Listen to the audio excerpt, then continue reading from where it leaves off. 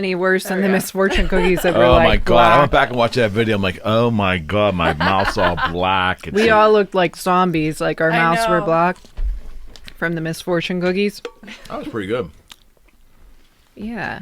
Wait, that's blurry. They're like the regular, but there's more. You said that, and you said it's like good. No, he said it's good to better. be good. It is good to be good. Well, speaking from someone who has accomplished nothing in my life, what did you just say? No, it was someone who's never excelled at anything. So here's the problem. Every night around 10:30, I told you it's 10:30, 11, I go out for like a 90-minute walk. That's what I do. Clear my head, exercise, whatever. And I listen to my podcasts, right? Mm-hmm. Yeah. I laughed so freaking hard I that I had to stop and sit down. Like I couldn't walk. I would laugh so hard. And I don't want to be like, walking and all of a sudden like fall over because people stop and shit. I don't want that. But Sir, are you okay? I'm over here laughing. Like, look at that old guy. He's like, he can't even walk straight over there with his headphones. He's falling down. Like, it was so freaking funny. And every time you would open your mouth for like about a 5-minute period in there, I had to stop and just stand by the church and just get through that part. 'Cause I'm laughing. I'm like, oh my God. Sir, do you need some help? Yeah, your quote of the last one is someone who's never really excelled at anything. Well, speaking from someone who's never really excelled at anything, and you looked at me, I looked at you because I couldn't believe that she said that. And you looked at me like, I don't have a lot of trophies, people. There's not a lot of awards in my house. awards. I had a lot of feedback on that show. Like people, like one guy said to me, this older gentleman, he listened to the whole thing and he's like, watched the whole thing. Because I've always thought that about people. Everybody always wants a goddamn award. That's ridiculous. No one ever has the balls to say something like that. And I said, oh, we got plenty of balls on this show. Don't worry. Plenty of balls to go around. We got Right. that, and we'll say more than that. That everything falls back to stand-up comedy because I really think stand-up comedians really are Reflection of life. they're the speakers of our. But Chris Rock, Parlance of our times. Chris Rock, the great Chris Rock, he was always the one who. I was thinking of him when we were talking about homosexuality and all that stuff because he said, anything that you don't accept, you will have in your family. Like if you don't accept homosexuality, you will have a homosexual. It always works that way. Yeah, son, daughter, anything. If you don't accept, Interracial relationships. interracial relationships, you will have one. And in my family, that has proved true, and it's really great to watch. It's awesome. I bet. So anyway, then bet. he also said, like when he's talking about like, oh, I got a job, and he's like, you're supposed to, have a job. like, or I'm not in jail, and he's like, yeah, what do you want, like a cookie? Like you're not supposed to be in jail. When you said that, I pictured Chris Rock watching this show, and you're like, yeah, when you said homosexuality, I thought of Chris Rock. I pictured Chris Rock sitting there going, what the hell is that supposed to mean? He's the one too that said that he was at having. I don't know how the bit goes, but he said I was having coffee or I was, and I overheard neighboring table. This guy stood up and goes, "I take care of my kids." Yeah. He turned around and goes, "That's just supposed to fucking." Right. Do you want You want a medal? right? What you're supposed to do. I love that they went and made a show completely in the opposite. Everybody loves Raymond, and they made everybody hates Chris. everybody hates Chris. And Terry Crews was on it. Terry Crews is amazing. I love that funny, guy. man. I've always loved that guy. Oh, yeah. I think he's a very pragmatic. There's something going on up there outside of the comedy. with Yeah, him, yeah. You know? You know what? I love stand-up comedy because there always is. They always have a different way of looking at things, and they're actually sometimes more of a darker personality, but they bring it out. Frame it in a way that's I think that's Rogan's thing, right? I mean, Yeah. Rogan's is good, I think, at this whole thing because he comes from that crazy comedic bent on everything. I think so. One, I mean, look at comedians, drug abuse, you know, alcoholism, just dying young. Yeah. Like when you have to I spin. mean, they out rock starred the rock stars. Oh yeah, for sure. That's a Bert Kreischer keeps coming. I actually watched the thing on Netflix. It was like his cabin thing. I mean, it was kind of cheesy because it was. I watched the first episode. It was like something about him in a cabin. But the whole premise is like his wife is like worried about him in his fast living. So she wants him to like go kind of like get healthy, get centered. He's always working, and so he turns this whole thing into like a show. And it's the two of them talking. She's like, "So you're working then, essentially, and partying basically on camera now." And like, but it was really fun. They were like trying to like butcher an emu or something like that, and they had on these like full suits and with like chainsaws. It was actually really fun. Remember the show he had where he did. Like, this was when he wasn't big and he kind of had to do this show, but it was like he was doing all this dangerous stuff and they were filming it. I didn't see it, but he refers back to it all the time. Oh, yeah. He did talk about the bear. He had to...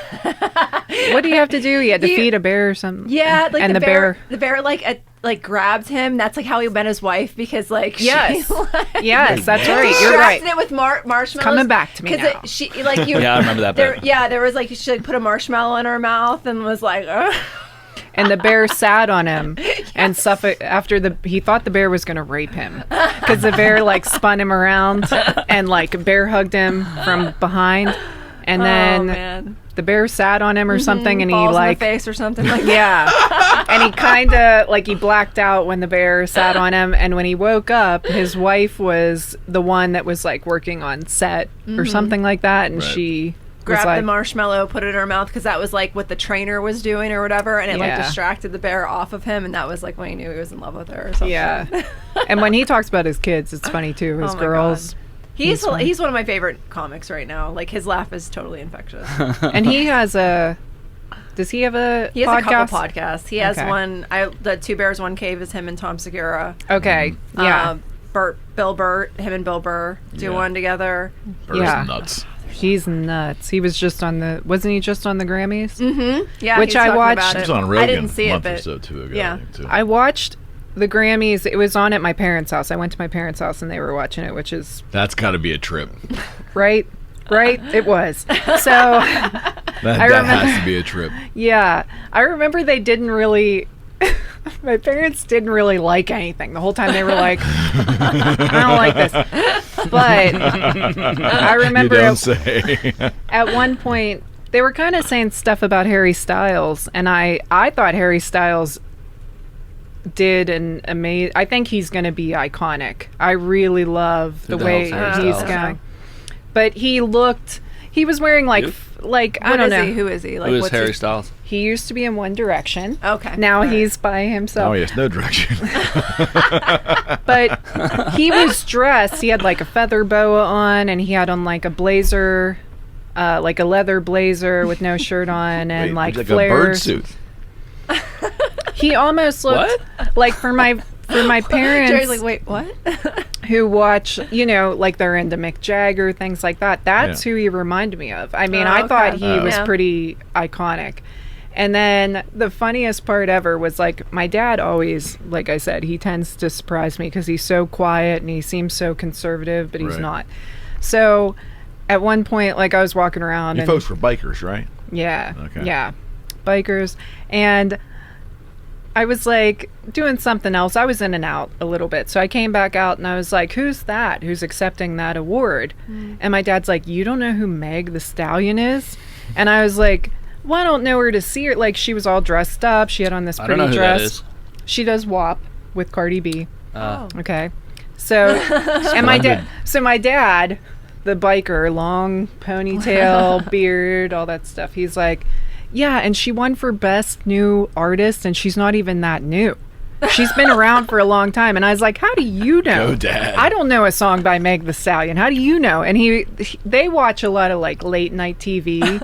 And these people are all on late night TV. I see. Like the late shows he'll watch, and, like, Jimmy Fallon will have on, like, Cardi B and Meg the Stallion and things like that. So they knew a lot of the acts that I didn't know. Right. That's so funny your parents are teaching you about pop so culture. My dad's like, you don't know, Meg. And she won for best new artist, and she's not even really that new. She's been around a while. And I was like, It's fucking funny, man. and then my mom was asking who somebody was, because I actually thought the Grammys were pretty cool. They had them outside. They had like everything was outside and socially distanced. Were they each in their own aquariums? It was tense. Weren't the presenters, like, remote? Because I thought that Bill Burr was, like, saying that he wore a suit to do something remote. Maybe it wasn't the Grammys. Yeah. No, that was him. But I didn't All see right. all of his stuff. He was just butchering a lot of, like, Latino names and whatever. But the performances were pretty cool. They had them all in one, like, most of them in one room. Mm-hmm. So they kind of performed for each other. So they went straight to, like Harry Styles performed, and then they went straight to Billie Eilish, and then they went to somebody else. The Black Pumas performed, Bruno Mars performed. There was a lot of good performances. I thought it was great. Chris Martin from Coldplay, he played piano for another woman who sang this beautiful song, and she had on this, like, really cool gown. I thought it was really cool, the way they decorated everything outside. But then at the end, WAP came on. Oh, boy. And it was just a bit much for the Grammys. Yeah. It was like, I think that's where the controversy comes. AVN Awards and everything. Maybe it's great. The only thing I'm thinking of is South Park, the teacher. Mr. Garrison? Oh. Yeah, Mr. Garrison, when Mr. Garrison became a lesbian. Yeah. He went to the Tree of Knowledge or something. I don't remember all that, but that whole performance, all I was thinking was Mr. Garrison going, "Let's scissor." And that's what I felt like. If it was another show, like, it's not like it didn't surprise me or anything like that. Was it a bit much for the Grammys? I think so. Can you understand why parents are kind of freaked, though? Yeah, I mean, it's kind of desensitizing people, kids. Yeah, you know what I mean? No question. Yeah, I feel like for as much as, like, they've really made an attempt to, like, I don't want to say censor, and also just kind of, like, control the vernacular and the language that people are using, and then something like that gets so big, and it's just like, that's what your kids are saying. I struggle with this too, because there's part of me that's like, there's no freaking way if I had like a 6-year-old, 8-year-old, 12-year-old, that I would be okay at all watching basically soft porn done in prime time. Okay, I just wouldn't be okay with it. But I have to step back because I'm completely a hypocrite. Honestly, because the bands that I liked in the 70s were so outrageous in their time. Mm-hmm. The Sex Pistols were singing about abortion in the song Bodies. But they were never, like, in super 77. they were mainstream. But were they on the Grammys? Did they perform that on the Grammys and have visuals? That's what it's a bit no, they did not. But even like Kiss was crazy. Like that whole, the blood out of the mouth and all that stuff was shocking. Yeah. I'm not saying it's at the same level of shocking now if you want to evaluate, but am I a hypocrite because I'd be singing a song "Bodies" by the Sex Pistols when I was 12? Right. Right. Yeah. You know, I know, I girl feel shows like- up with a fetus in a plastic bag, and that's the lyrics of the song. Yeah. You know. Yeah. Yeah. And I mean- you know what? Maybe I'm wrong because this is just how I feel, but I don't even feel weird that they perform the song. I don't even know if it's the lyric. Did they Like, bleep it? I guess. I was kind of, to be honest, the performance itself didn't really capture me, so I didn't even Right. watch a ton of it. But like, if that's your art, you know, it takes a lot to shock me. So it's not like I was like, oh my Right. God. But it was more that it's the Grammys and it's more of a classic show. It's more of a show that like I'm sitting there watching it with my parents. The I theater might was not wrong. watch. The theater for that particular The performance was forum. wrong. Yeah. Yeah. The I forum, think the they forum. could have even This is not performed the the scissoring song. forum. Yeah. I think they could have even performed the song and did a lot of cool stuff with that song without maybe the visuals. So what were the visuals? I might ask. Scissoring. Yeah. Oh, really? Oh, Yeah, I kind of. didn't- It was a big bed and I don't I'm don't totally. know. I didn't get the joke. Legs kind of not scissors. Scissors more like a Like not like a touching, this. but It's more like wait. implied. Wait. Oh, It was okay. like a this. like a this. Like not a this a while. Yeah, but didn't Miley Cyrus try it like Kinda 10 like years ago? Did kind of that that's a stuff. I wise. mean, Yeah, and I mean, Okay. like I said, Got depending on the award show or depending on the performance, like I don't really believe in it being like censored completely. I mean, if that's your art, go for it. Like I said, it doesn't shock me. I think it's just that at the Grammys, when it's all about well, it's an attack against the if the Grammys are an institution in music, the recording industry. If that show is an institution, then yeah, that probably was an attack on that institution. Yeah, it probably was. Yeah. Now, oh well, I mean, they permit it. Then that must be what the recording industry wants. Yeah, I don't really care. Yeah. Well, it's an award show. Who I gives don't a really shit? care about the Grammys, And to be so- honest. Yeah, the other part of me is like, okay, so if I was watching that with a younger child or something, Of course. then yeah, it would be inappropriate, but like, am I more uncomfortable because I'd have to have a conversation with that child? I think Okay. that's what a lot of people have a problem with. Like, You don't say. yeah, and I mean, like maybe have a conversation with that kid and be like, Okay. Well, and this is where I kind of wonder too, and like, I mean, again, I agree. I'm trying to make sure that conversation begins. I know. Exactly. All right, you know how we play rock paper scissors, right? So there's just two pairs of scissors. and both people win.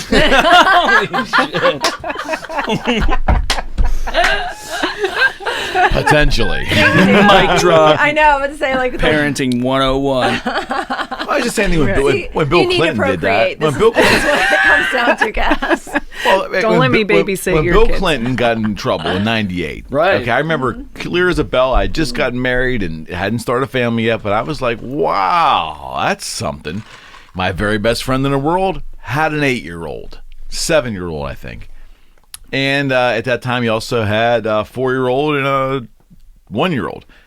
His argument, his only argument, was that no, we didn't vote for him. But besides the political part of it, I wasn't ready to have that type of conversation with my daughter yet. I wasn't ready at 7 years old, but I have no choice now because other kids are going to be talking about it because their parents don't view their world like I view mine. They're going to go to school. I'm going to have to deal with it now.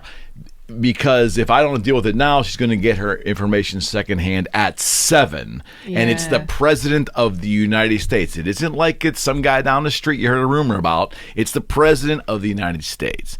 That was the outrage. And that was 23 years ago, man. Well, and that's kind of like what I was going to circle back You know? to is like the stuff that, like, I mean, obviously it's hard to shock me too, but like one of the things I feel like we're in a kind of a little bit of a pickle right now is that with the accessibility of information, it's just like, and you know, I don't have kids yet, so I don't know what the right answer is, but it's like, I feel like I remember my mom having the first talk with me around like 8 or 9. But like, what do you have to have it at 5 now? As soon as you know what I mean? Yeah. Like, or like as soon as they go to school. Sad. That part of it's sad for me. And it's just kind of like, you know, like, is there like an introductory level conversation that is like, you know, a little bit maybe like I don't more know. of a beginner than what you're gonna do at 9 whenever they're like prepubescent kind of situation? Like, is there like a preschool aged way of like approaching this with like the accessibility of pop culture like right training now? wheels. Because I mean, like, I feel like when we were that age, the only portal you really had to the media was television. You know what I mean? Like, because it's like, and your parents could fairly well control that to a point. School. And then I was going to say school, but everyone else was operating under the same basis where it's like everyone else only would have had access to a television. And so unless you were like a kid whose parents had Skinamax and you could like get Playboy. access to it. Yeah, Playboy was pretty tame though. Like my dad had Playboys all over the house and like Hustler. I saw those. That was the one. It was You naked women, really but it yearned wasn't to find a acts. hustler. Acts, Couldn't get exactly. so lucky. Yeah. That's advanced. Yeah. Yeah. My That's dad like your always AP. had his Playboys like because he had like a subscription and like he never really made an attempt to hide them.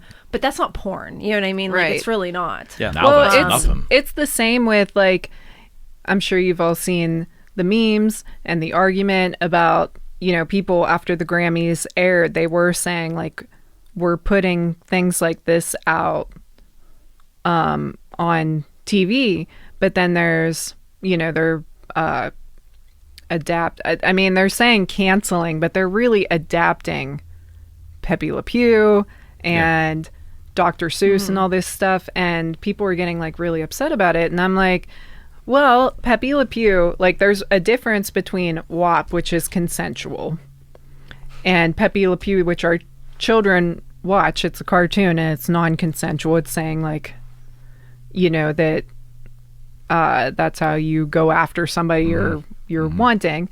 And I don't get me wrong, I get that it's not that black and white, but I also get why these networks, these companies are adjusting things. I mean, it's happened since the beginning of time where we've adapted things to adjust to declining morals.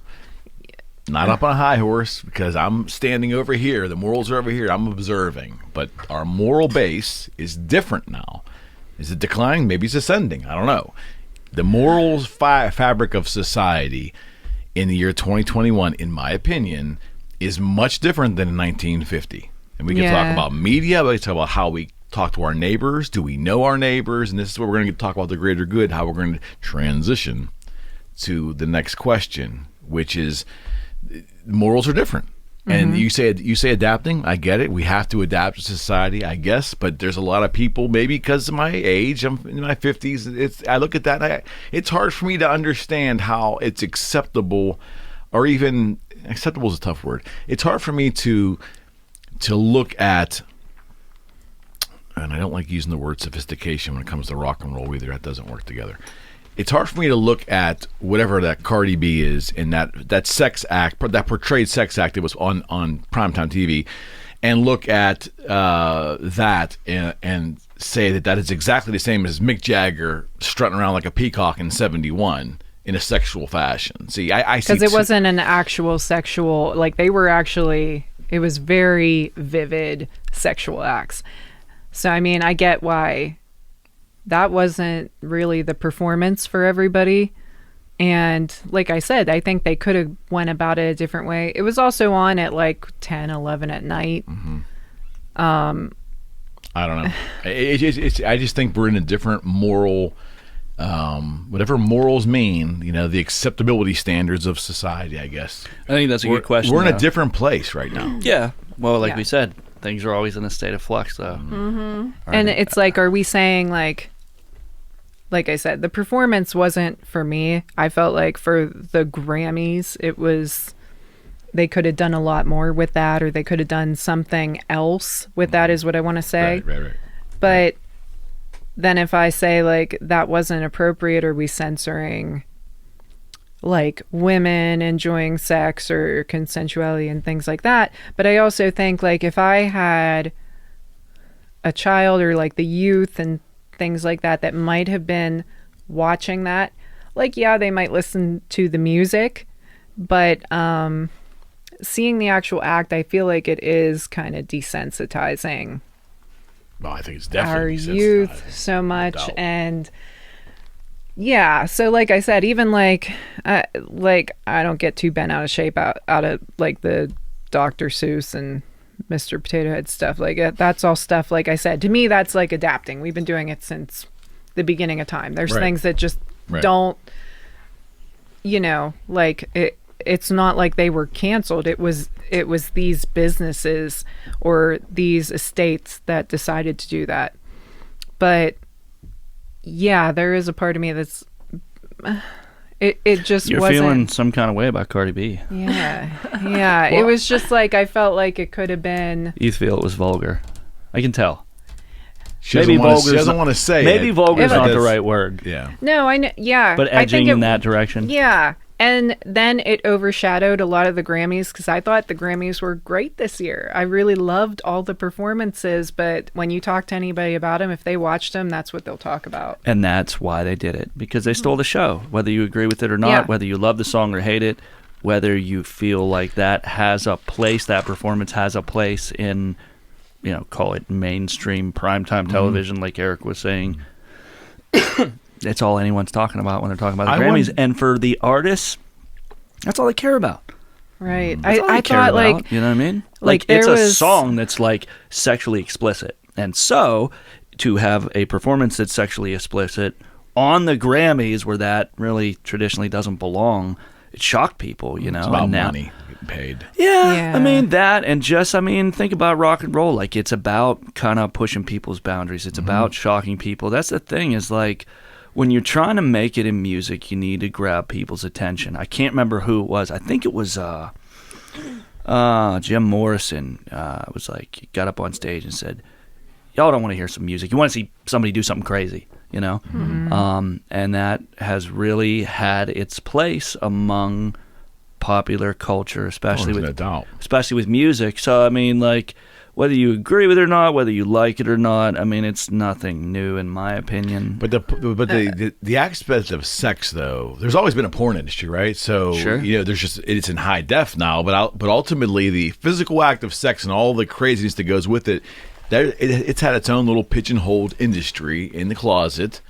I'm not saying it's right or wrong, but that's where it's been for the longest time. Now that pornography has moved so far to the mainstream, it's now really encapsulated a portion of our mainstream media. I think this is some of our traditional Puritan morals coming back to bite us in the ass. It's funny because that's one of the things I was actually thinking about was like, we've touched on this before about how like in America it's like we've like kind of like repressed sexuality and then we over sexualize. Yeah. And so instead of it just being extremes, a normal part of humanity America. that we all accept and that just kind of like is part of life, it's this like taboo thing that's like just blown way out of proportion in the media now. But then it's like I feel like you said, it's almost like our Puritan heritage coming to bite us in the ass, because it's like if we were like the French, who I love referring to because they're so kind. No, just kidding.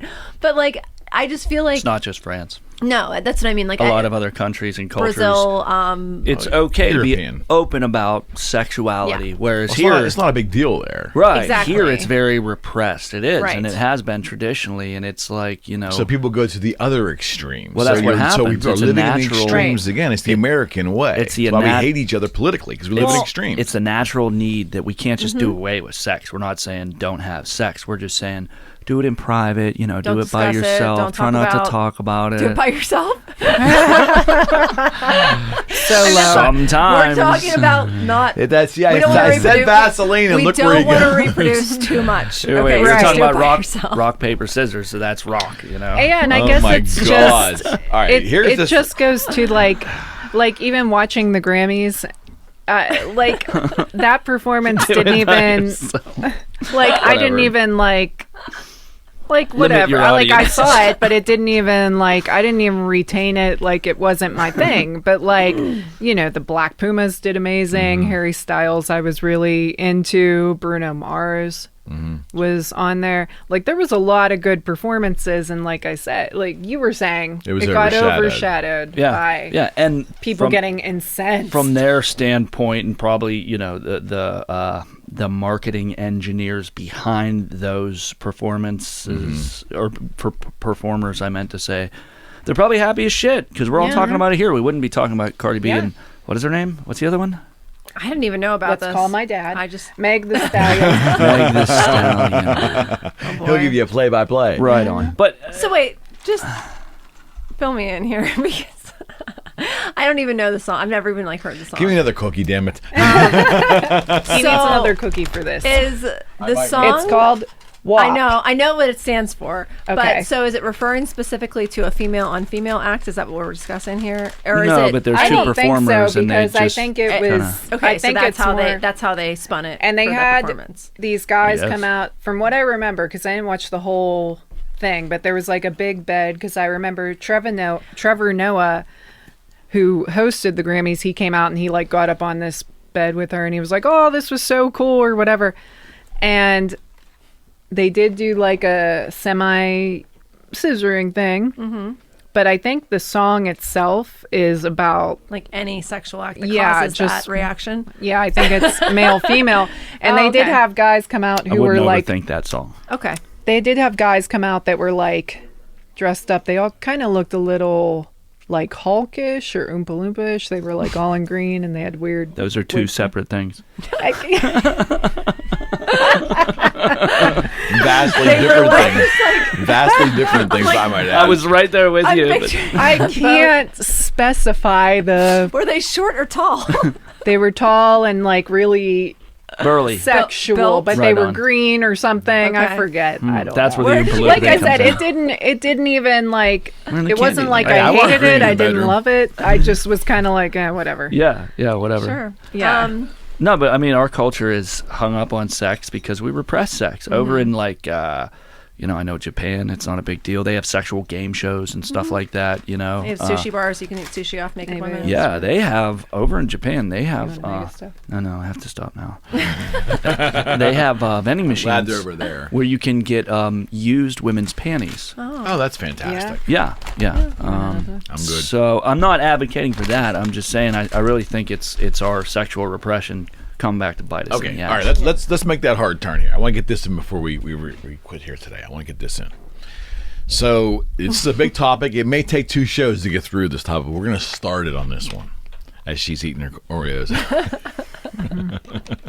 They're mega stuff, and that means Regular, but more. they're like regular, but there's more. But there's more. Okay, Even more than double. right on.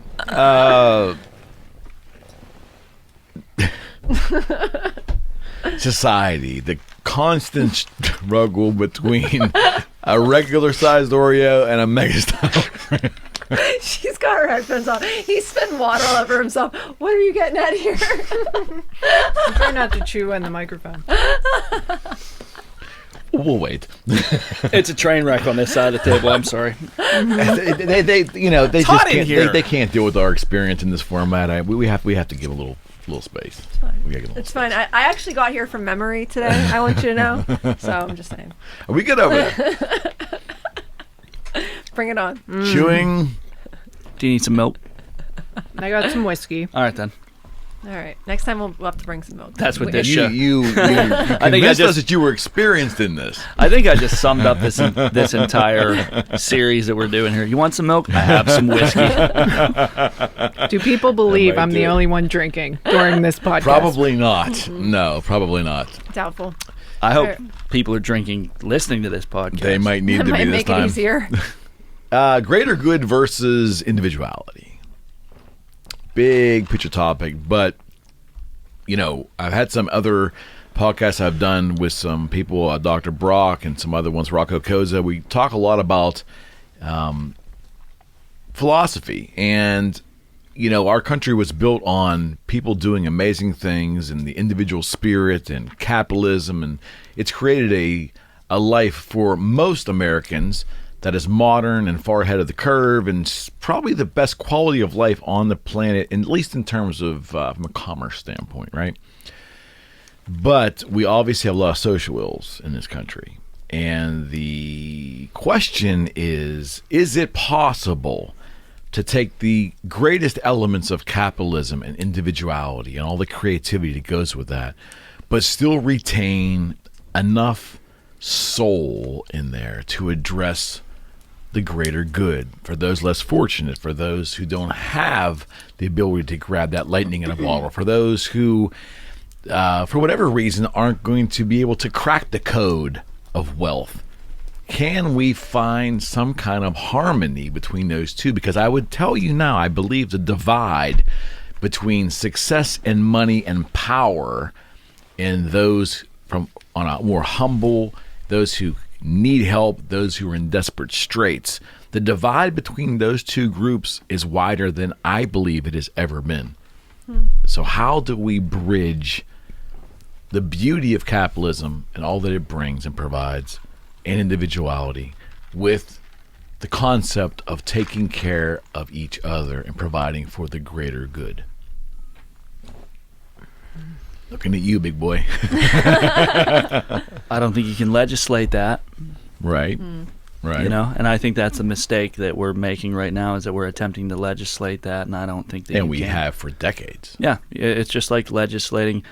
I hate keep picking on the two political parties, but it's like the right wants to legislate religious dogma, and the left wants to legislate social equality. Mm-hmm.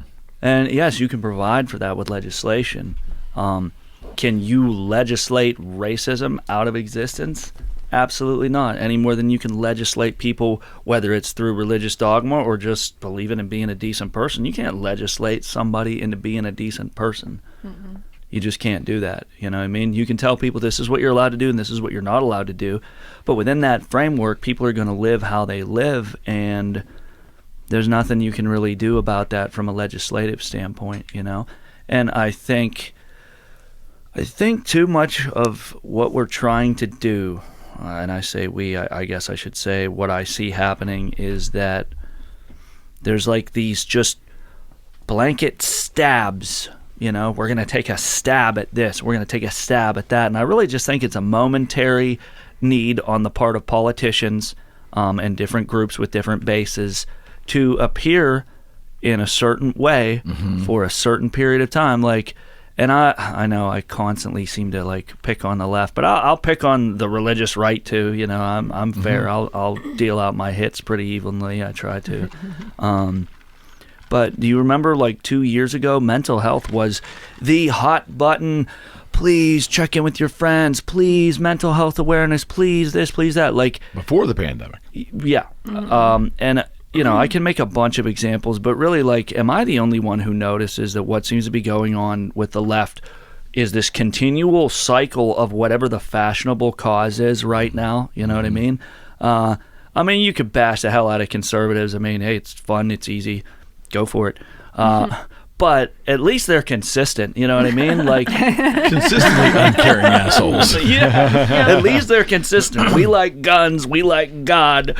We don't like any of your gay witchcraft around here, you know what I mean? Like, it's been that way for the last 50 years at least, going on like, 60 or 70. Like humanitarianism and philanthropy and all that should not be a fad. I agree. That's what I mean. It's fashionable causes. It's what's fat. Well, this week it's Stop Asian Hate. Well, you know, 2 weeks ago it was racial equality in the way. Well, the problem is the public as a whole gets tired of it after a while, and then change happens for a short period of time, and then it's not in fashion anymore, and no one gives a shit. And I'm not saying these aren't valid causes that need attention, but I really, me personally, it's going with a media cycle. And me personally, mean nothing. The real problem that I have is that you see a bunch of activists who are just on social media espousing their care for these causes and virtue signaling.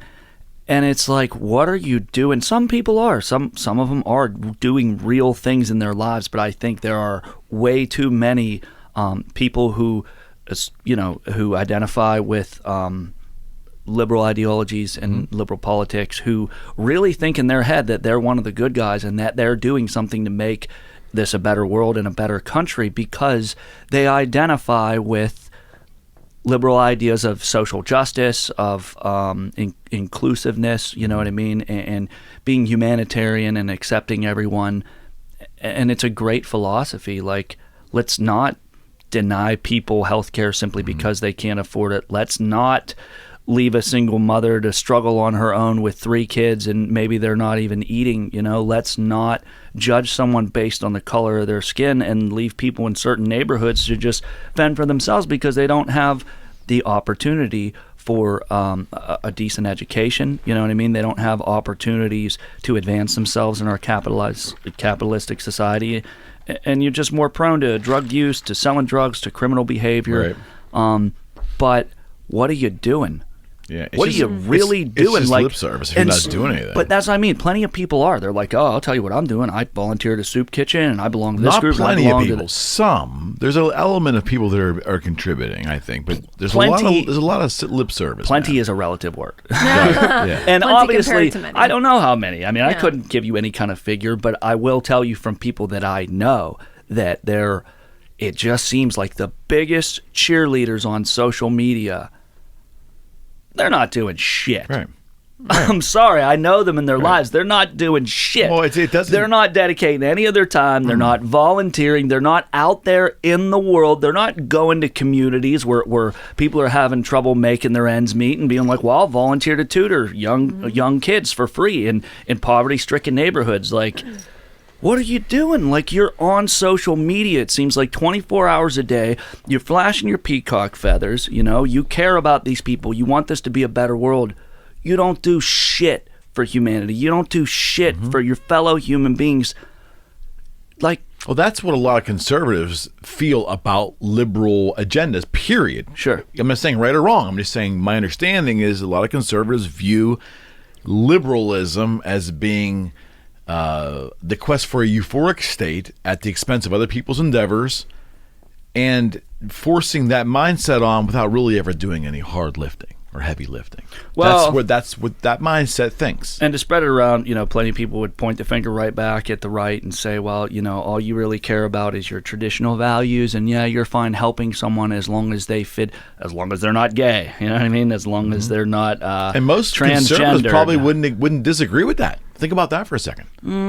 Yeah, I don't know. I can't speak on their behalf, but I know because if that's what they believe. You see what I'm saying? If you have a portion of that conservative movement that believes those religious things, then what you just said is not. It sticks. It sticks. And here's the other thing, though. We're definitely pigeonholing the right and the left, and I'm not saying everyone falls into this category. Right. And I'm not. I mean, well, and here's a difficult thing too, is that you talk about like the religion that in our current culture of like Christianity or whatever. And that, like, that's kind of been almost like stigmatized as being this like really negative thing now, but we're really trying to protect all these unrepresented peoples. And if you look at the actual like beliefs of some religions, they're more oppressive than the beliefs of Christianity, and we're trying to protect those people. And it's like and so it's like it's hard because you have a majority rule kind of situation here where it's like these people have a really loud voice because there's more of them here, but it's really difficult to pick apart all like the specifics on Christianity and why like maybe certain aspects need to be reevaluated as far as gay marriage or whatever else. Whenever you're looking at and I don't know enough about other religions, so I don't want to like pick out anyone in specific, but I know that there are other religions that are also very oppressive of women, that are very oppressive of. There's no question. Different. Sure. Other things. But to even mention that, does that make you xenophobic? And that's where I think you get. Yeah. I don't understand how some far left liberals don't get into this like conundrum where it's like, oh, I accept other cultures and I accept the way they live and blah blah blah blah blah. Like, what I mean, I'm not xenophobic. Oh, so you accept certain cultures that treat women like property and they have getting stoned and getting their fingers cut off. And it's like, you know what I mean, like. Or like even like we were talking about with certain... China, like so you want to make it a rule that we can only have one baby here. I mean, and I'm not saying that like that's like what people are trying to perpetuate. But we don't have the same wild, out of control population problem that no, we don't. China does. But the other thing, Cassidy said, having faith and believing in something, it gets you through a lot of difficult points in your life. I don't want to. Me personally, I don't want anyone to feel like I'm bashing spirituality or I'm bashing Christianity. Like, I really do respect everyone's beliefs and their viewpoints, because everyone's coming from a different experience, you know?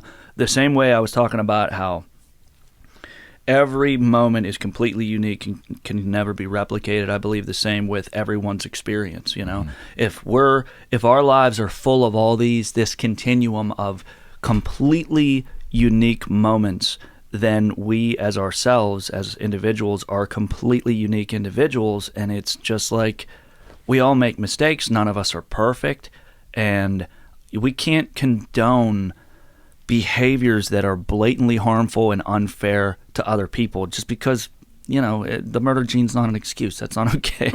You know what I mean? Like I can't remember, there was a philosopher that it was really influential in how we view like what people's rights are. I want to say John Locke. It's probably not right. There's a history teacher out there just shaking his head. Like my history teacher's looking at me like, dumbass, didn't pay attention. Don't you misquote him. Don't you dare misquote him. I taught you nothing. But it was something like my right to swim, and I hope it was John Locke, because otherwise I'm going to feel like an idiot. You mean from I know. Lost? From the show Lost.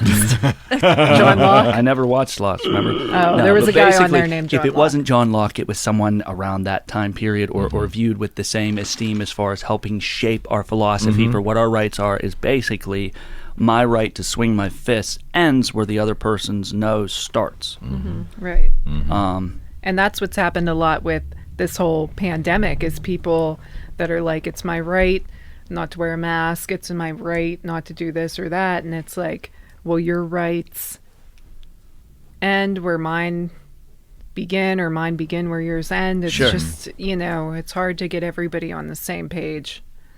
And so, yeah, it's like, how do you legislate a lot of that? Yeah, but that's the common good right there. Is Yeah. I have a right to do my thing over here, but as soon as what I'm doing is harmful and Affecting. infringing, and that's very easy as far as I can't just come over and tip over Cassidy's whiskey and let it spill all over. No, you can't. Just because I'm Please like, don't. she's had the hand all episode and she didn't even offer it to me. But it gets a little more complicated when you're talking about like, well, these corporations and these businesses, they operate in such Here a way for the greater good. Ah, thank you. Look, that's unity right there. Here, let's make a. There we go. I can't spread the fingers. I wanted it to be a peace sign. Peace sign, yeah. I can tell. With arthritis. You're arthritis. Go to create the peace sign and rip the finger off. I'll be like, oh. Oh, no. Anyway, I kind of lost my train of thought. No, in terms of the greater good, you know, it takes a mindset that I'm going to create as much wealth as I can and be as successful as I can because my focus is to take care of my fellow man. I don't think that mindset is permeated through the bulk of our successful capitalistic people. It's just not, because if it was, life would look different. True, but Right. I mean, it's not incumbent upon us to take care of everyone else. You know what I mean? Like, Right. think about it. What if I tried to take care of everybody who I knew? I'd be exhausted, and there's people like that. We all know people like that who just always listen to other people's bullshit and sucked into their drama and always want to be there for other. No, that's an extreme. No, but there are people. I mean, I know people who go the extra mile. It seems to me for everybody, and they're totally they don't live exhausted. their own life, right? And it's Well, just they're that a lot of strained. times they don't see that reciprocated, and it just becomes toxic. I mean, like, don't we all know at least one person who, no matter how much money you loan them, no matter how many times you've given them They're a coming place back to to the stay, well. Yep. and it never makes their lives any better, no matter how much I try and be humanitarian, be a good person, and be there for them. Like, they're just always down on their ass, and the more I seem to give this person and help this person, the worse their circumstances seem to get. And so, like, I think that is like a philosophical, I don't know if you want to call it tenet or premise, or I guess a sort of a conundrum, is how much helping is helping and how much helping is actually hurting. Either the person And who's enabling. giving, either the person who's giving or the person who's receiving. And really, where does my responsibility to other people begin and end? It's a personal. I mean, look at Mother Teresa. In America, you have none. You really don't. But if we're proving it with hold on, masks wait a right second. now. We're proving it. If I were to walk out of here right now and I saw someone had just been stabbed and they were on the sidewalk and they were bleeding to death and they were like, "Please help me," and they caught that on camera and I got in my car and drove away, I'd be in trouble. Maybe. It's failure. Depends on what state you're in. Failure to report a crime. Yeah. And there is just I don't know. What if it wasn't a crime? What if someone had fallen out of a window just on a ladder and fallen down and smacked their head? Interestingly enough, there is the thing where if you initiate like CPR, you can't leave. Like if once you, I forget what the law is. Good Samaritan law. Yeah, right. Yeah, like once. That's how but Seinfeld ended. It also protects. The last episode of Seinfeld was based upon this Samaritan law. It was horrible, but the last episode of Seinfeld for the series was a two-parter where it was a Good Samaritan law in Massachusetts. I think. Yeah, because they ended up in jail, right? Yeah. Here, you just Such Julie a good just show. alluded to 98. That's my favorite show. Julie Such just a good alluded show. to Do you ever something. watch Comedians in Cars? Yeah, I have. I don't get the same Jerry stand-up as I do. I love it. I love that. I want to start watching it. I've actually been Sorry, curious Jer. about it. It's amazing. Sorry, Jer. I don't really like Jerry Seinfeld stand-up either, but I loved Seinfeld. You know what his stand-up? No. I've never But I've gotten wanted into to watch it. the Comedians in Cars. The Comedians in Cars, you would like it. And his last stand-up, I thought was amazing. I was like, he is so talented. It's different. Interesting. Yeah, it's different. It's not the same as his. But that show was a good example on many fronts about how David, the writer for that show, David, his name escapes me now. Larry David? Larry David, He would tackle those, there was always something funny and relevant about society, but he would tackle the broader picture, like, do you have to help people?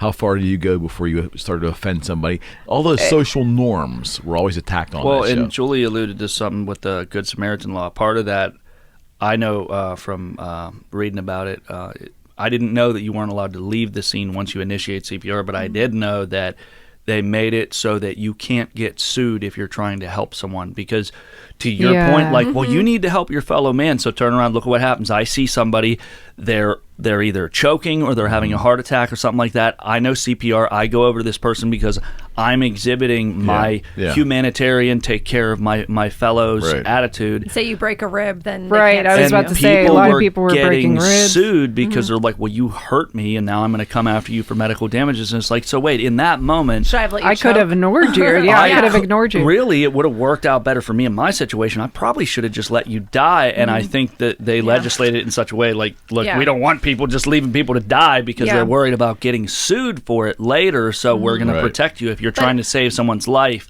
they can't go after you later and sue you if you accidentally hurt them. Interestingly enough, it shows like the kind of like complexity of human nature in the sense that, like, someone will not necessarily have the perspective of like, okay, like, like, what is it? Is it CPR is when you're breathing? What's the chest compressions? It's very easy to break ribs when you're doing chest. Yeah, it's almost like you are going to break if you really do it right, you usually a lot of times, especially because with women's their bone structure, if you do CPR on a woman and you're doing it right, you're probably going to break some of her ribs. Right. I'm very much a balanced person, and I get nervous in situations like that because you never, like, that's another thing. Unfortunately, we have a lot of people that take advantage of good souls. So you don't say. Yeah, they might be pretending or whatever.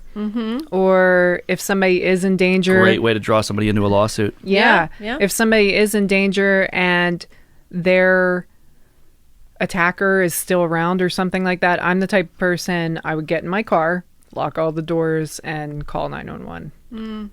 I would like get just enough involved, but like I feel like you have to protect yourself as well. Yeah, you wouldn't abandon the person, but I mean, hey, you can have a good intention and sometimes it just doesn't work out that way. You know what I mean? Like, I think part of what the greater conversation that we're talking about here is the greater good versus the individual good, the collective good, if you want to call it, versus individual good, is that plenty of times a good intention doesn't equal a good result. And there's this X factor out here in the physical world where the best laid plans of mice and men, you know what I mean? No question. Yeah, so I can approach you with every intention of helping you, and then I end up leaving you worse off. And my good intention to help you it left both of us worse off. And I think part of capitalist society, the reason it's worked for so long, and plenty of people are probably sitting there going, it hasn't worked for everybody. And that's true. There are homeless people who, well, there's no perfect system. There's a meme. It was like, once you get $1 billion, you should just get a trophy that says you won capitalism. You know what I mean? Like, homeless people obviously lost capitalism. You know what I mean? Oh, thank you for playing. Enjoy your sidewalk. Here's your parting gift. Well, it's like we were talking about in the other room. Like, if you are that person who is a multi-billionaire and you're just making money to stare at it, yeah. And you could... I would swim in it. Like DuckTales. Have Scrooge one room. McDuck. You can do that with 80 If grand. you have that much money and you don't do that... You can do that with 80 grand. They're 80 that. grand. Yeah, One's out DuckTales. there, 80 grand. So one's... You can swim in your bedroom for like months. Yeah. Before we close on the next house. I mean, yeah. I want this $74,000 in ones, please. Thank you. Just in... Could you clean in it off change. a little first? Yeah, like can Right. you run it through like an what is it? A UV light. Yeah. yeah. Antibacterial. But Oh, I think, man. like, That's if not it were COVID me, which, like I said, it's not going to be me. I don't excel in much. So I'm not going to get to the top Lest we of forget. the food chain She's here. got no trophies. But I don't think there's, like, a one-stop shop fix the problem, because it might fix it for a while. It might fix it for years, but... But isn't that better than nothing? Yeah, I don't know totally. if it is, honestly. But I think you're gonna create more of a... Dependency? No, I think you're going to create a better system if you create a machine. So like I said, first thing I would do, which like I said, it's not going to be me. It's got to be somebody who just likes my idea and who has some money. Elon Musk, are you listening to this? Yeah. Are you listening to me? I would create a lot of facilities with a lot of funds for... like the drug problem, the mental health issue has been such a big thing that has caused so many other problems No question. in our society. And it's been like crime and poverty and everything else. And then if somebody does have an issue with that, we're putting them in these facilities that are 28 days, which isn't anything. It's enough to dry out. It's not enough to create a better mental state. Right.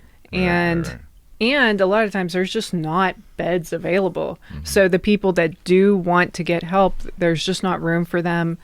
It does cost a lot of money, that some people just don't have. So I think if it were me, that's what I would do with my money, is create that machine, is put a lot of facilities in place that could house people and rehabilitate people for a longer period of time. Well, and I do feel like that was something that has like consistently been defunded, and that when they were talking about I'm not saying they were specifically talking, or whoever they are, but basically that we had there at one time, there were like mental health facilities, and like maybe they weren't great, you know what I mean? Maybe it wasn't a perfect system, and especially the way that, that they used to approach mental health with just really barbaric kind of like approaches to things like that. But it's like, I think that we have a lot more information now. And I'm not saying that I think that, diagnosing someone and medicating someone is always like the path to success. But I feel like at least we need to be cognizant of the fact that a big part of the root of where we're seeing the homelessness issue is coming from people that just got turned out because there aren't any places to put them anymore. Right. And and there are people that are so schizophrenic that they literally can't function in normal society, and so they're just walking around, and then they somehow become on drugs because of whatever reason, or maybe someone is just so clinically depressed that they're on heroin, and that's the only thing that makes them feel better, and there's no one addressing those problems. And I agree that 28 days isn't long enough to make a permanent change all the time, but I do feel like something like that is at least a start. And I don't know, I just feel like that's kind of, I agree. I think that's the first place. Cause I don't think that just creating a system where we funnel money into people's pockets is really going to make Yeah. any kind of change. And I understand that somebody who has addiction issues or mental health issues, you know, they give you that 28 days as a jump start, thinking that you're going to go out back into your world and your friends and family are going to support you and support all these things that you like, things that you've acquired and learned. And that's just not realistic anymore. I think if you have somebody like a family member or something like that who has mental health issues or addiction issues, a lot of times they're shunned by their family. They're labeled as toxic, and I understand that. I mean, people Sometimes can they only are. yeah, people can only Unfortunately, you handle know. so much, and I right. mean, financially, emotionally, I understand why families would shun these people. I also think that we're not giving them the tools to go out and be on their own and survive on their own. and Like that- I said, 28 days absolutely. they could dry out. Yep. I Well, don't and I think it. that maybe there needs to be more transitional programs in place too. Like, Right. You know what I Like- mean? Like, I know that obviously in the jail system, like we have like halfway houses and 3/4 houses, and sometimes that is where people end up getting sober, you know, going to meetings, doing things like that. But I think that there's also potential. Who was it? The guy that, and this is like more of a societal thing too, of like, you know, impoverished neighborhoods, but he was someone that was on Zach and Danny's podcast. It was Tony Morano, or he's gonna be running for running mayor for of mayor. Pittsburgh, right. But he had this like, it was like a real quick little like spiel, and he was talking about, you know, how a lot of times they talk about different areas not having great access to, like, you know, they don't have a lot of jobs, and then they don't have good bus lines, and so then transportation's an issue. He's like, you could literally like create an economy of, you know, basically like taking and pounding cars, like, you know, rehabbing the cars, like, you know, teaching people mechanical skills, and then basically like reselling the cars all within a neighborhood. I mean, it's a small little thing, but it's kind of like a little microcosm of like ways that you can teach people skills that are marketable. And I think that those kinds of things are the types of things that we haven't really focused on a lot in society. Yeah, just I mean, giving people like applicable skills. That's and be like, okay, that's trying to solve a problem. Is what that instead is. of just creating It's- funding for situations, it's like, okay, let's give people the ability to take care of themselves. Right. Right. Me and my BFF Lucas Bones, we were talking today about like Cigar aficionado cigar aficionado. We were talking about Lucas Bones. giving people fish as opposed to teaching people to fish. How to fish, yeah. Yeah. And how you're really helping them more when you're putting your energy into teaching them how to fish. And like I said, that's why I feel like these billionaires, they could solve a problem easy, really easy. They could do something and it could last for, you know, a decade, really. I don't know But- if it's as easy as it might seem, though. I agree with you. I think they're capable of it. I don't think it's as easy. Here's the thing. Like you give someone a fish they eat for a day, right? Right. You teach someone to fish, they eat for a lifetime, right? Right. You give a junkie a fishing pole, you lost your best fishing pole.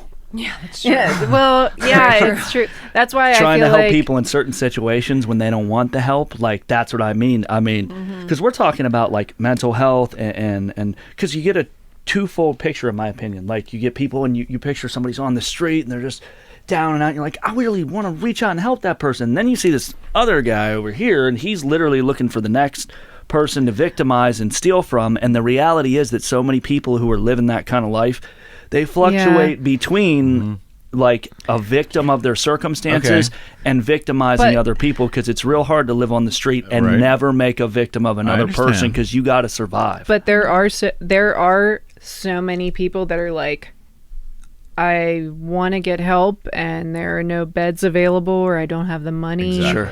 or their family doesn't know how to handle it. That's not their job, so they end up enabling all these things. So I feel like if we had facilities that they were able to stay in, I know a lot of the time there were people, I've known people that have passed because they wanted to get help. They hit rock bottom, and there was just no beds available. That's the truth.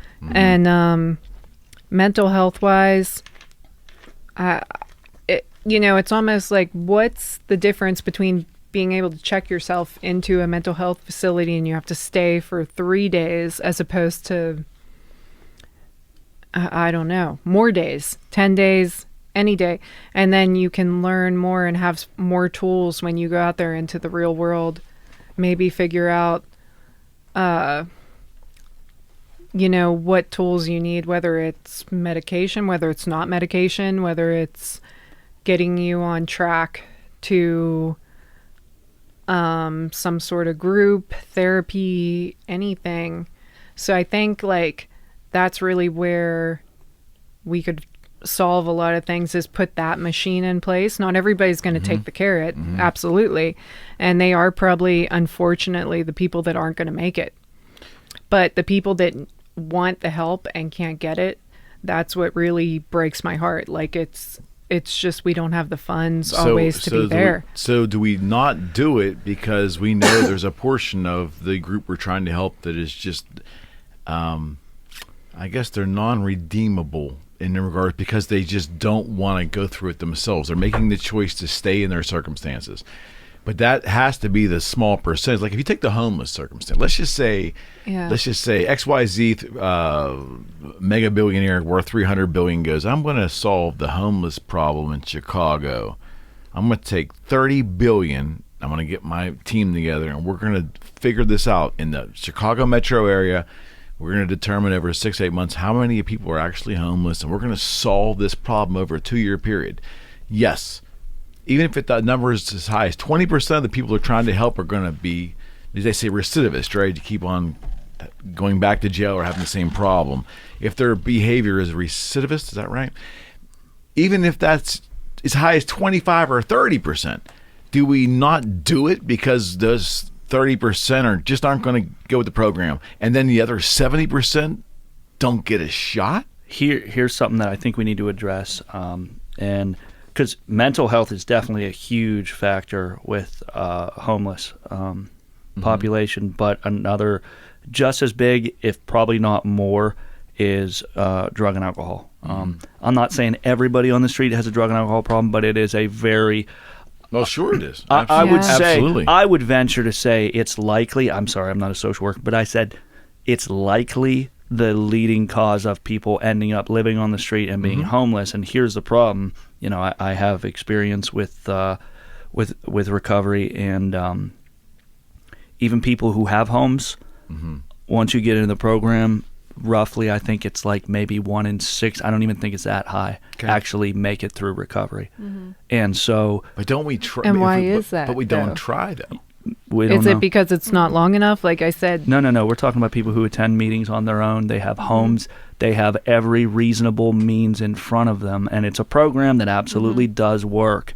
But they'll tell you when choice. They'll tell you when you come into rehab, look to the left of you, look to the right. Because tough love is big for alcoholics and addicts. You tell them, oh, it's not your fault. You have a disease, blah, blah, blah. They're just going to take that, and they're going to have carte blanche to use and to get drunk the rest of their lives. You sit them down and say, hey, look at the guy left of you. Look at the person to the right of you. Only one of y'all is even going to make it to the end of this 28-day program because you're free to leave when you want. Like, the reality with drug and alcohol addiction is most people, even people who make it in the program and who truly want the help, most people do not get sober. And these are real numbers, like from Alcoholics Anonymous and from NA. So I believe you. I believe it. But so is the answer not to do anything, because there's a good chance a lot of these people can't be helped. But the number you threw out there, well, what if it's as high as 20%? I'm thinking in my head, what if it's 80%? I guarantee it's probably as high as 80%. All right, so if you put the best system you could put into place, it's not to say that they won't make it, but there's a very high probability, because you can lead a horse to water. Some people, but it's better. You than always doing have the nothing. element of choice. It is. The thing I just wanted to throw that out there for a little bit more. There's a big part of like why, and this is going to sound really cold, but as someone that's like worked in the city pretty much like most of my adult life, I almost never give money to homeless people, because a big part of why a lot of people will stay on the street is because you can go to the Salvation Army, but you can't be fucked up there. You know what I mean? Like, Yeah. you're not allowed to be not sober. Yeah. And there, Yeah, believe me, from volunteering, I've found out that people take advantage of. More from volunteering, I found out that people take more advantage of the system than I'd like to admit. Yeah. And it makes you very jaded. and but- here's the thing: is it's not like I've never given a homeless person money, but I mean, I'm someone that, like, I'm literally in town almost every single day, and so, like, I'll notice, like, you know. And it's not like I feel like I'm going to be like, you know, $1 a day is not going to break my bank. But I also feel like, you know, I've read a lot of things that say, like, you know, it does sometimes perpetuate the problem because You're helping them stay where they are. right. Yeah. And I do feel like, you know, I feel like that there is a responsibility for people that have, you know, a certain amount of wealth to at least, like, look at some of these. But why is it just someone who's a billionaire? Why isn't it everyone? And I think this is really because, like, a billionaire can only do so much, even with True. $30 billion. They can do a lot. Point being, Like I said, they have to create a machine, but look and at then it. it's who's running the machine. Someone with $1 billion, $3 billion, $30 billion is still just one person. Now, they can hire a lot of people, but I know from my experience, let's keep it about something I know about, which is being in recovery and alcohol and drug, you know, problems, is that don't tell me how much you know. Tell me how much, show me how much you care. And that billionaire can hire 500 people to hit the street and to talk to people. They're employees, they're getting paid. I'm not saying they don't care, but they're not there because they care. They're there because they're getting paid. Like, Well- it's a job. I care about my job, but you take my paycheck away, I'm looking for All of a another sudden I don't job. care. Like, Yeah. for someone who's in active addiction, number one, until someone decides that they're ready on their own, like, you're never going to Yeah. take a heroin addict who's using, an alcoholic who's drinking, any other meth addict, whatever. You're never going to take them in the middle of active addiction where it's not a thought in their head that they need to stop and be like, hey, we have this program, it's going to work for you. There's literally nothing you can do. I There's think it's just nothing you can because do. I know so many people that are like, I've hit rock bottom. I would like to get help, and there's nowhere for me to go. Sure, and in that moment, for that opportunity not to be there, that is that's a tragic. shame. Yeah. Yes, and it that's is. the thing, is because, like, and keep them there longer, because, like I said, 28 days to me is nothing. Yeah. Well, I'm not. I can't really speak on the.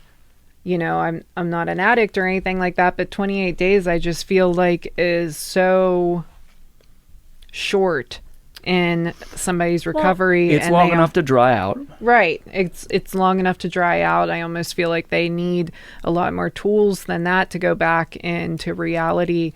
And Yeah, I agree. often these people have very enabling family members, and you know, it's hard to fault the family members. They love you, and they're being manipulated a lot of the time. These people that are addicted to things are in survival mode, Right, and they're right. saying whatever, they're using whatever they can. And like I said, even like the homeless, like, really, you guys are the only two I know that, like, when I've been, you know, we go to a lot of shows, we're in the South Side a lot or wherever a lot, I've only seen you two give homeless people money. She doesn't. I do. No, he Yeah, does. you do. No, there's You one do. person that I give money to, and it's only because he pulled Jerry out of a really shitty situation. Real bad situation. And he's been homeless forever, and he like, it was like, you know, before Jerry and I were sober, and I met him in a nut house. and he's Yeah, like, he literally pulled him out of a bar that he would have, like, probably gotten the shit beat out of him in. And so yeah. if I Or see killed. him or killed, and he Those bikers were pissed, yo. and he's a guy, like, there's literally there's a I did photograph suck. of this guy in one of the coffee Crazy shops. Mocha. Yeah, is it Crazy Mocha? No, it's a different one. It's Thought it not was Crazy Crazy Mocha. Mocha. No, it's like an independently owned one. It's not a chain. It has a bunch of black and white photos by a local photographer. And they're all of homeless people. They're not all of homeless people, are I they? think, yeah, they are. Oh, my yeah, they're bad. all different. And like, we saw him, and I was like, I don't want to say his name, but Yeah. I was like, oh my God, look. yeah. And No, then- He literally, if I see him, he's one of the only people that I will stop and give a 20 to every time I see him, because, like, he could have saved my life Yeah. easily.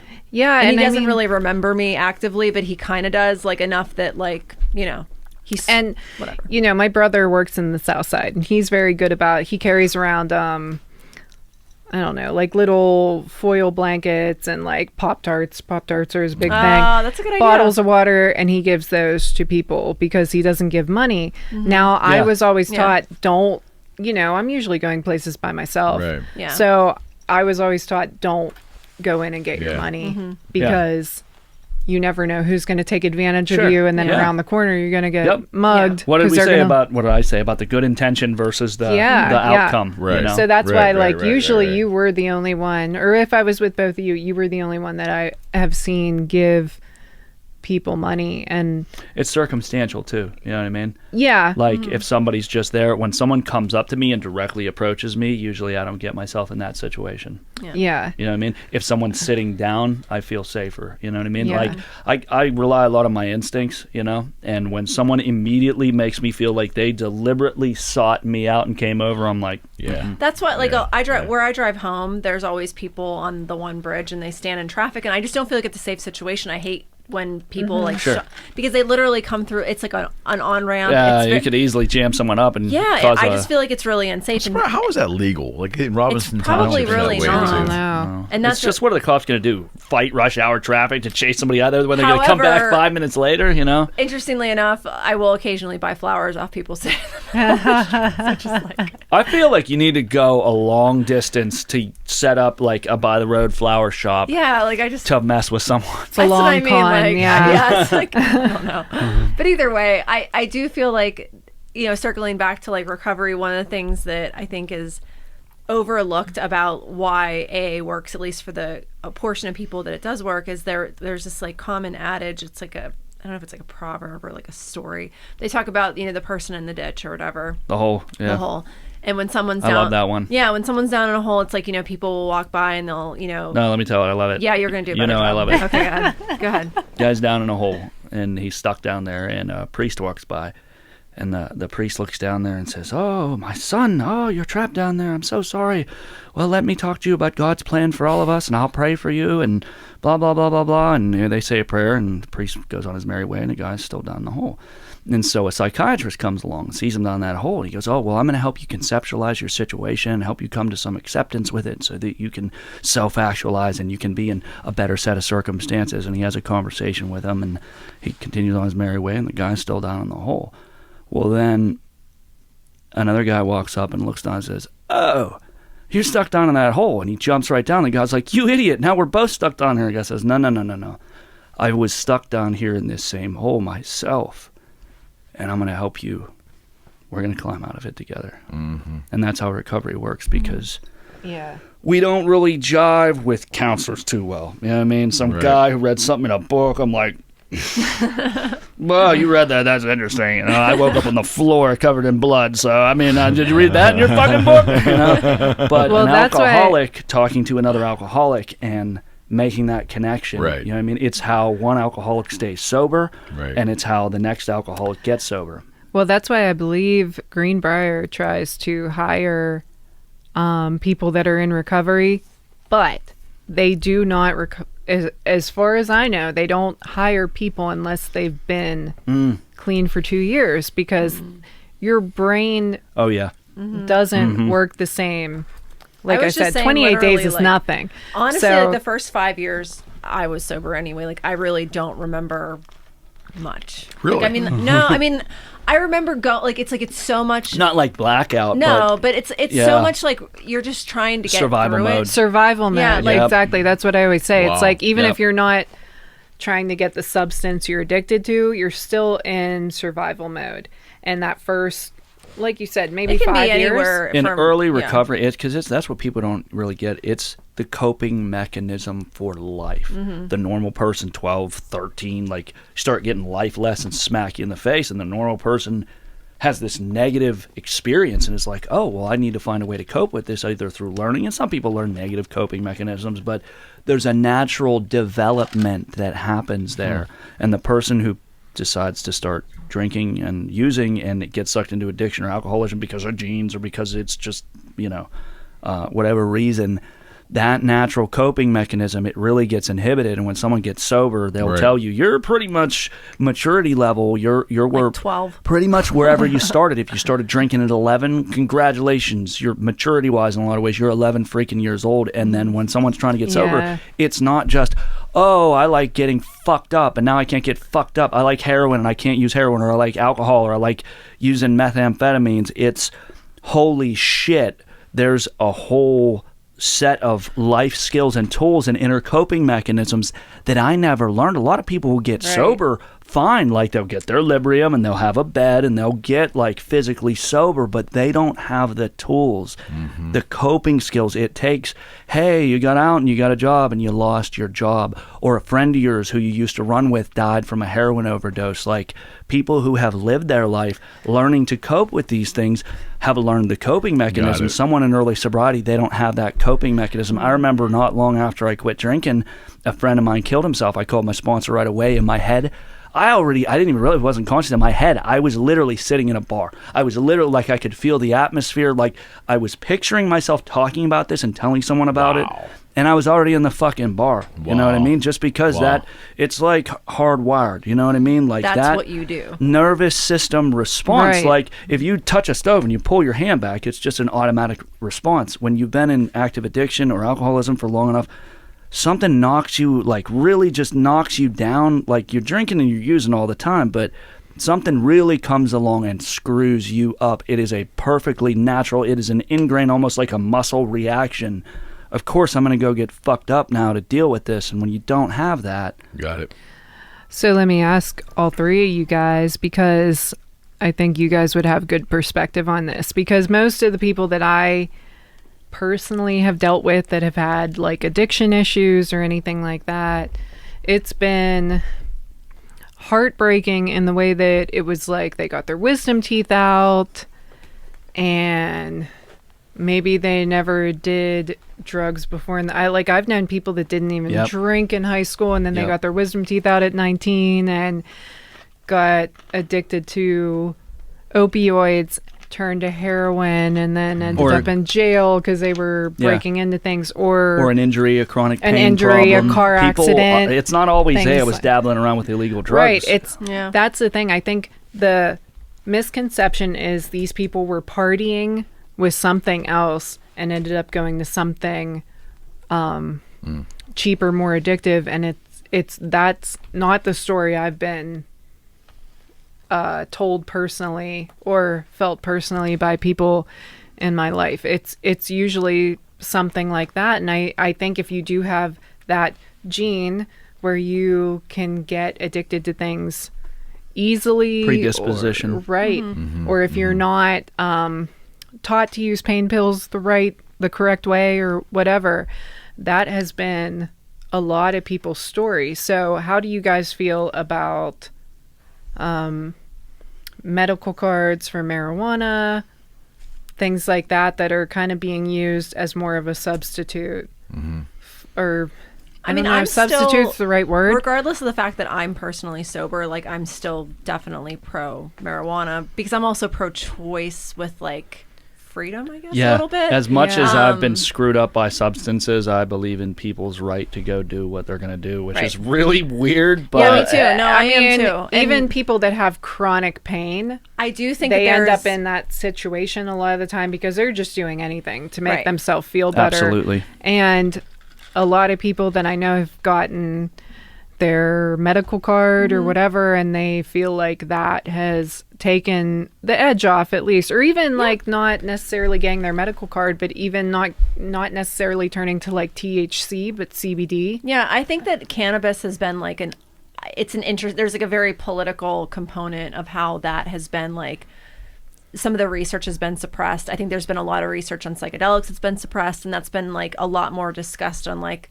podcasts now. People are very interested in like the introspective successful journey. professionals microdosing Yeah, on all that's psychoactive, right, psychedelic right. substances. Right, and I think that it's a very underexplored genre of And pharmaceuticals that I think could have really been and can still be utilized as like a tool for helping people work through certain things. Like, there have been people that have like done mushrooms that were like, about to die, that were basically like able to make peace with death because of an experience they had. And to deprive people of the right to explore those things, I think is just, I don't know, like, I just feel like it's kind of like one of those things that I understand that you need to be responsible. There needs to be like legislation in place for certain things for safety, but I also feel like we've really overstepped, or the legal system has kind of like there are people doing life for like, a few ounces of pot I know. in jail, whereas in other states it's been completely legalized. It's just it's a really weird thing, I think. And I do think that, like you said, the CBD cannabis, I think there is a lot of like pain reducing components of that drug that have been not studied. Like in my experience, like I mean in my personal experience, I don't smoke or take CBD or THC. I mean, I eat like I do.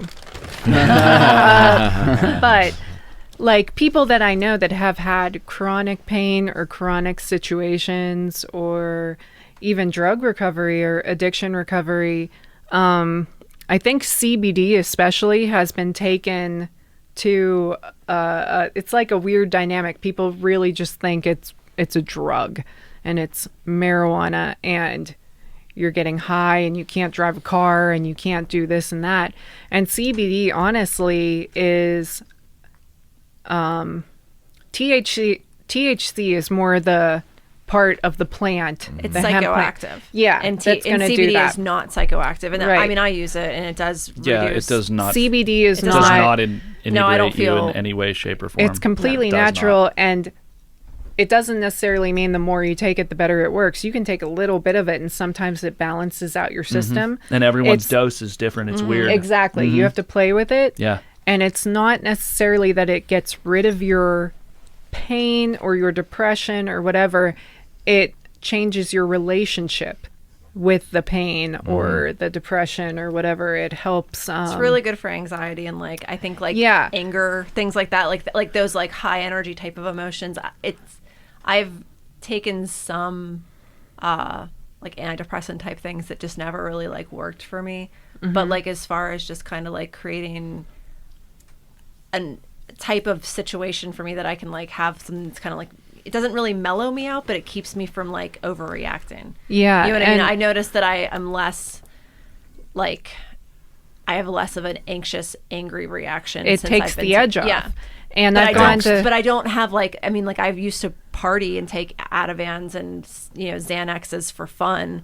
And those things, like they Yeah. knock you out. But like, I've never felt that way from taking CBD. Yeah, I mean, interesting. it's completely.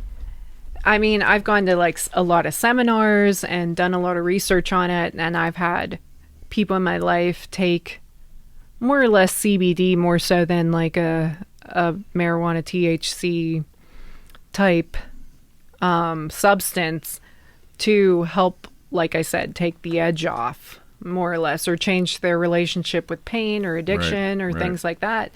And it's been so helpful. But every time I talk about it, people are like, "Oh, like smoking weed," or like, and I was like, There's a stigma. Ignorance. There's yeah, ignorance. There's a stigma. The stigma of it. Especially the war on marijuana, Oh, what yeah. they did like in the like, 20s and 80s 30s. What was it? Well, I thought, it was like in the 50s?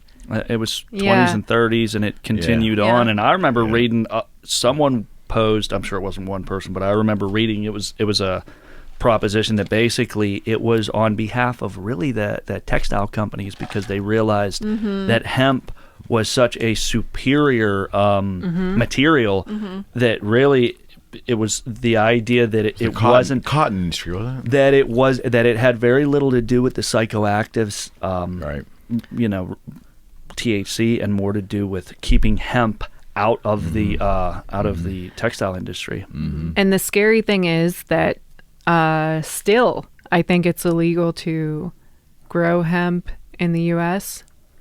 for the most part. Like grow It's it, crazy. like just The law is really domestically. interesting. Like You can't collect rainwater. No, exactly. You're You're not. depriving the earth of valuable water. You're interrupting the water cycle. We can't have that can't let you do here. that. Sorry. Yeah. God. So I mean, you can't grow hemp in the U.S. necessarily unless it is a business or you're keeping it in a, like, more or less keeping it in a building or whatever, capitalizing on it. Like you or I couldn't go home and plant it in our garden and it be legal. But hemp is like other plants, but more so than other plants, like a bioaccumulator. So it sucks up all the crap I've heard this. that, is bad for us. So it helps purify the soil, purify the air. So if we were allowed to plant it everywhere, it would make for a more cleaner environment. But in the U.S., since CBD has been more of a popular way to treat things or sell things, people are growing it everywhere. And once again, it's sucking up it's accumulating whatever is in the soil. So here we are in America with the most pollution, They won't grow it. Yeah, so people are growing it, taking the plant and making it into a pill or a dropper or whatever and giving it to us, and that's what we have. So I know a lot of companies are like growing it in the Netherlands because they don't have as much of a footprint or bioaccumulator. You're saying is it because it's a bioaccumulator, you could inadvertently be putting the toxins that the plant sucks up from the environment into your body when you do the CBD oil? Exactly. Wow, So I did not know that. So you're actually like, let's say we're buying it from the gas station. Homegrown CBD, no good. Yeah, it could be. Was homegrown ever any good though? Yeah. Really? And really, what else are we, like everything we're putting into our bodies is like that, but CBD, something mega you're stuff doing for a Yeah. healthy reason. Interesting, yeah. So like I said, there are certain companies that might be a little bit more expensive, but they're growing it in places like the Netherlands Most who of that don't shit's have. pretty expensive. Yeah, I know the one it's we have is very pretty expensive, and that's why. That's why Yeah. people are asking, like, well, why can I buy it at 7-Eleven or Not the same wherever? stuff, yeah. Yeah. Again, we go back to, hey, we found something that's really beneficial. It helps people. Well, naturally, Let's keep it away from them. individuals are going to want to make money on that, and so we end up in this same. I think it's the trap, the capitalism trap. You know what I mean? That Right. we set our society up around, like Eric, you were saying this before the podcast, around money is the ultimate ideal, what It's you at the strive for apex. at the It's at very the top, apex, yeah. and it's like, okay, well, some people who need the most help, they can't afford it. Right. So, I Right. mean, do we go with this completely,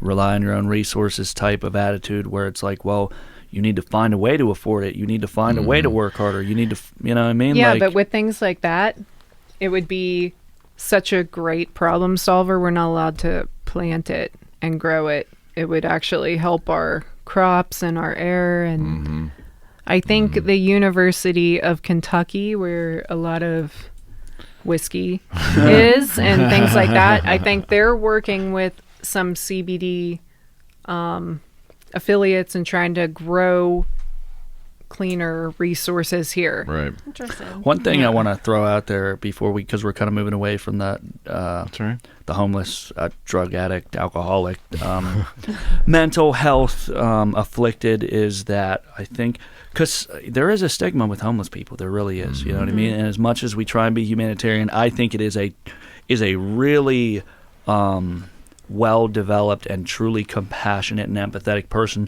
who doesn't see a homeless person as different. Yeah. Because there's a natural, like, oh, they're going to ask you for money. Oh, There's they're no all, question. oh, they're all dirty. You know what I mean? It's It's a almost sti- like it's a stigma. they've been outcast from society. It's they're undesirable. They obviously did something wrong, or they wouldn't be where they Yeah. are. And it's just like, I think there's one thing. And like I said, I mean, I've known heroin addicts. And I'm telling you right now, I ain't invite a heroin addict into my house, sleep on Right. my fucking couch, Right. eat Yeah. out of my fucking fridge. Are Not you anymore. fucking? As much as we're free to Right, say I made what that we want, mistake. I get it. Yeah. as much as Enough we're free to times. say what we want, I try and not just sit there and mother F the whole Right, time. But right. as soon as the idea of inviting a heroin addict and active addiction into my home, like, oh, they need a hand up, they need an Oh, hell no. oh, they're gonna rob you blind, and The mentality is completely different, and they're in survival mode, and you have to, All the as time.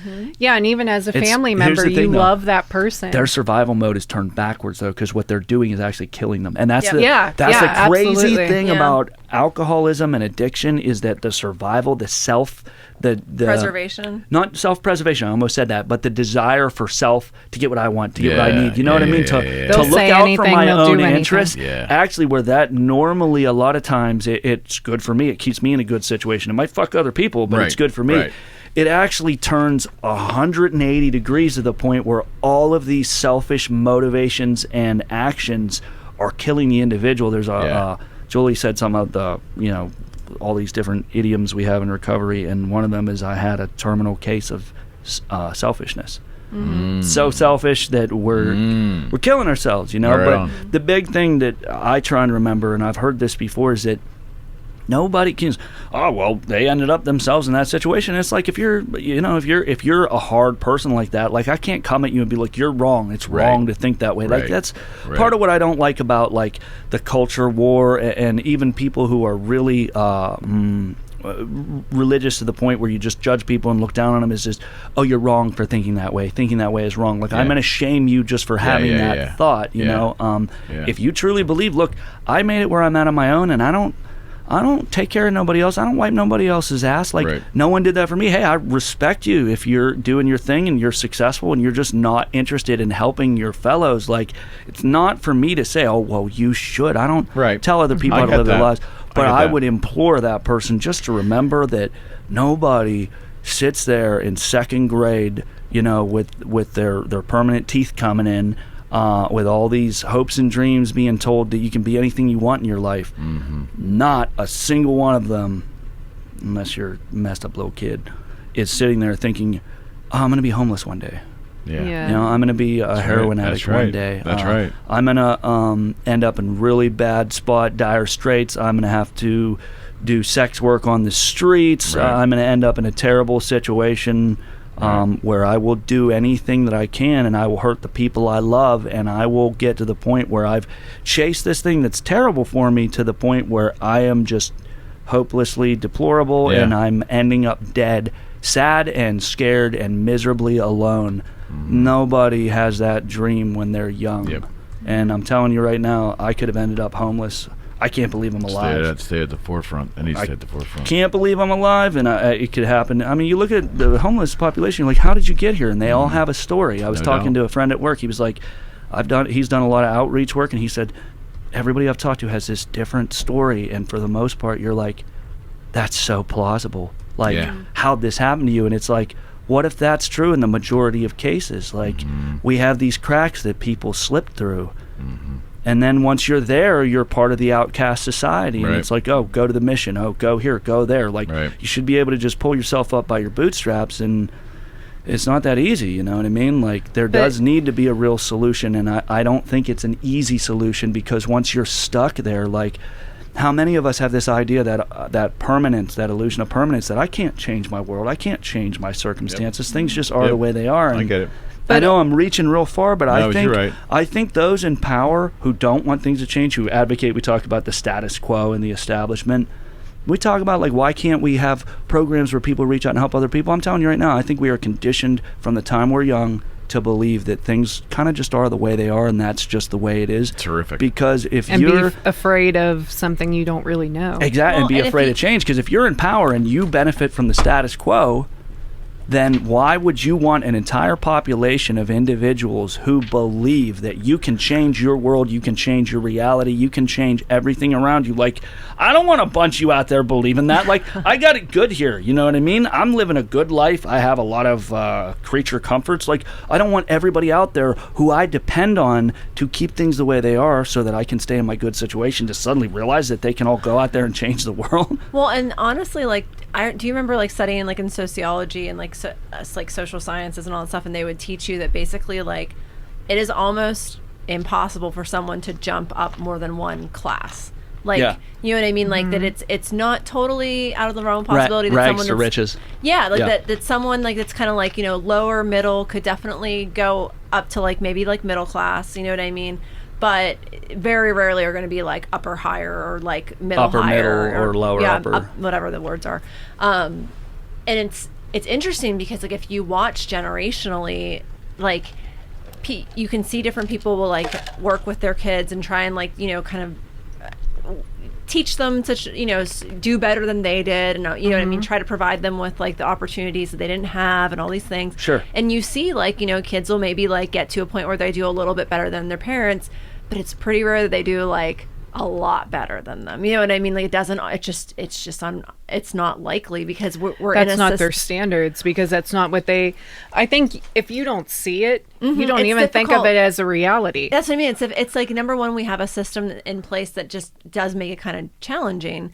But I also feel like a lot of it, like, is what you're saying. It's mentally, you can't actualize something that you don't have an example for. Sure. And even if you do, even if you have, like, you know, a good influence in your life, it's really difficult to, like, if those weren't your circumstances that were like almost like modeled for you, it's really challenging to kind of like see yourself in a role where you're like, oh, I can see myself, you know, making this amount of money and having this amount of savings and having this kind of house and, you know, all these things. It just doesn't seem possible. Sure. And Yeah. I think, you know, you look at someone that's on the street and what are their, you know, I think a great example of that, I remember hearing this in school, was like, for the longest time, the high jump. It was this. It was, It was whatever mark that 7 it was feet or for something like the that. longest frickin' time. And it stood for years and years. And then someone was able to beat it. They were like an inch or two higher. They did that. Yep. And then literally, like, right these other after people that, did it, yeah. someone else did it. And then someone else did it. It's Because because it seemed there's obtainable. this mental block, Right. because everybody was like, well, that's the highest someone's ever jumped. I'm not Yeah. going to be able to do that. Yeah. And then as soon as someone accomplished it, other people witnessed that feat and they were able to do it. And it's like, I know it's kind of like tinfoil hat, like, oh, they're keeping us down, they're keeping us in the rat race. But my personal opinion, because like we alluded to it earlier, like how we police each other and the folkways and the mores, and some of them are necessary. Like, probably shouldn't pee on the floor. You don't say. Some of them I think are not. I tried to avoid that. Some of them are not necessarily like important to our survival and our well-being. Like, conformity is not necessarily a good rule of law when Right. it leads to us thinking that someone who has a certain sexual preference, even if you're like, I personally don't agree with it, like literally, like, I hate you to the point where I'm going to commit a hate crime against you and I'm going to kill you. A lot of that, forget religion, forget Yeah. like, oh, well, I have Yeah, traditional yeah. values. It just comes down to, you're not like me and I'm going Right. to kill you Absolutely. because I hate you being different than me that insane. much. You know what I mean? Like, conformity as a rule is not really helpful and it's not really benefiting our well-being. So why? Part of it's natural, but I think we are, I don't truly believe, I think it's social engineering. I think we are deliberately conditioned to see our reality as more or less permanent, because if you're the haves, and I'm not talking like 2-car garage, I'm talking about like the 1% of the 1%. You know, what is it like? I think is it like 80% of the world's wealth is held by a really small 3%? Yeah. really small percent, and it's Yep. been like that for a while. Yep. And I'm telling you right now, that's not by accident. You know what I mean? Like, Yeah. it doesn't accident. If there's a bunch of marbles in the room, and you have one, and you have one, and you have one, and I have 57, like, that wasn't an accident. You know what I mean? Like, obviously, I conspired to make that happen so that I ended up with all the marbles. If it was just like happenstance, we'd all have roughly the same amount of marbles, or Right. maybe you'd have 13 and I'd have 22, but it wouldn't be where most of the world's wealth is in the hands of an incredibly few. And I'm thinking, if you're powerful enough to influence the education systems and our other institutions, and you have everything, do you really want everyone in the world to suddenly realize that they have the ability to change the world, that course they have not. the ability to change their reality, that they have the ability to influence the lives of other people so that they can radically change the world? I don't want anything radical happening. I am where I want to be. Like, I want it perpetuated, the idea that this is just the way it is. And see, here's the thing is that what I don't know if I really, and maybe I don't know enough about finance to understand this, but is it that Bill Gates and Elon Musk are the wealthiest people in the world? Elon Musk is Bezos, I think. Yeah, Bezos topped Musk, Musk. and now Musk is back on top again. But So, yeah. are they the ones that is it worldwide as individuals? Because I thought, like, what I happened think it's to, like, worldwide. There was a weren't there like there's a- institutions like, you know, like, I don't know if I'm thinking like the Rockefellers or whatever, like, weren't there like families that had more wealth than that? I don't think so. Or did they somehow like surpass them? The guy that owned Alibaba over in that online thing, that the Chinese, what's the big Chinese eBay that everybody buys stuff from China real cheap now? Is it Alibaba? Wish. I don't Yeah, know. Alibaba owns Wish, I guess. Okay. And like Jack Ma is his name, M.A., and he was up there for a while. There's one particular sheik, I think, in Saudi Arabia that was Oil. top of the food chain there too. But I think Bezos and Musk, They're just like Kinda back neck and and neck. forth a Yeah. little bit at this point. and that's super wealth. That's money we can't even count that high. But is that considered like, and this is going to sound old school, but is that considered like new money? Aren't there? I mean, I would say that's new money. Absolutely. Well, what I'm Because saying Elon is Musk, that- he didn't come from a wealthy family, did he? He did. Were they wealthy or were they well-to-do? Like, how much? They were he pretty started wealthy. PayPal, right? Okay. PayPal's where Right he on. made his money originally, I think. He was pretty wealthy in South America, and then he went to Canada with his cousins or something like that, and he had a couple of ventures that failed. But I do feel like somebody like Elon Musk, even though he has a lot of controversy and things like that, and I mean, you're always going to if you're Of at course, the top, of course. you know, I feel like he has that brain, that dynamic, that that gift that's really interesting, and he could just sit around and sit in the background and make a ton of money off of gaming. He could have been wealthy off of that, but I feel like he is not somewhat, that's a weird way to say it. He's a philanthropist.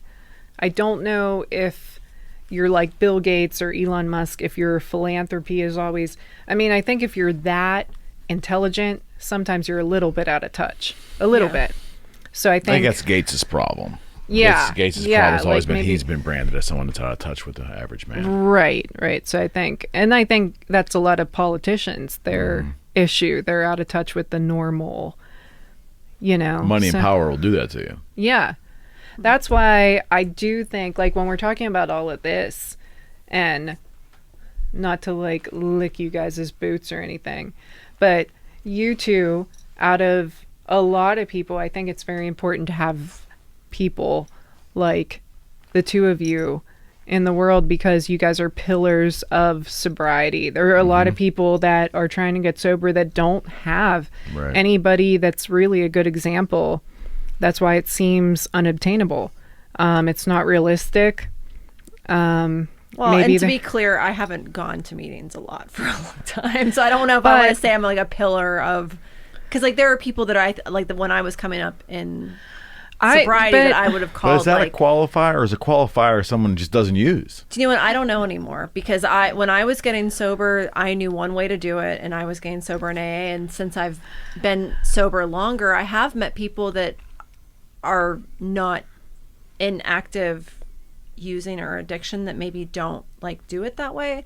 But I understand. it's difficult but- for me to say that that's like what I would consider sobriety, though. Your because humility is commendable.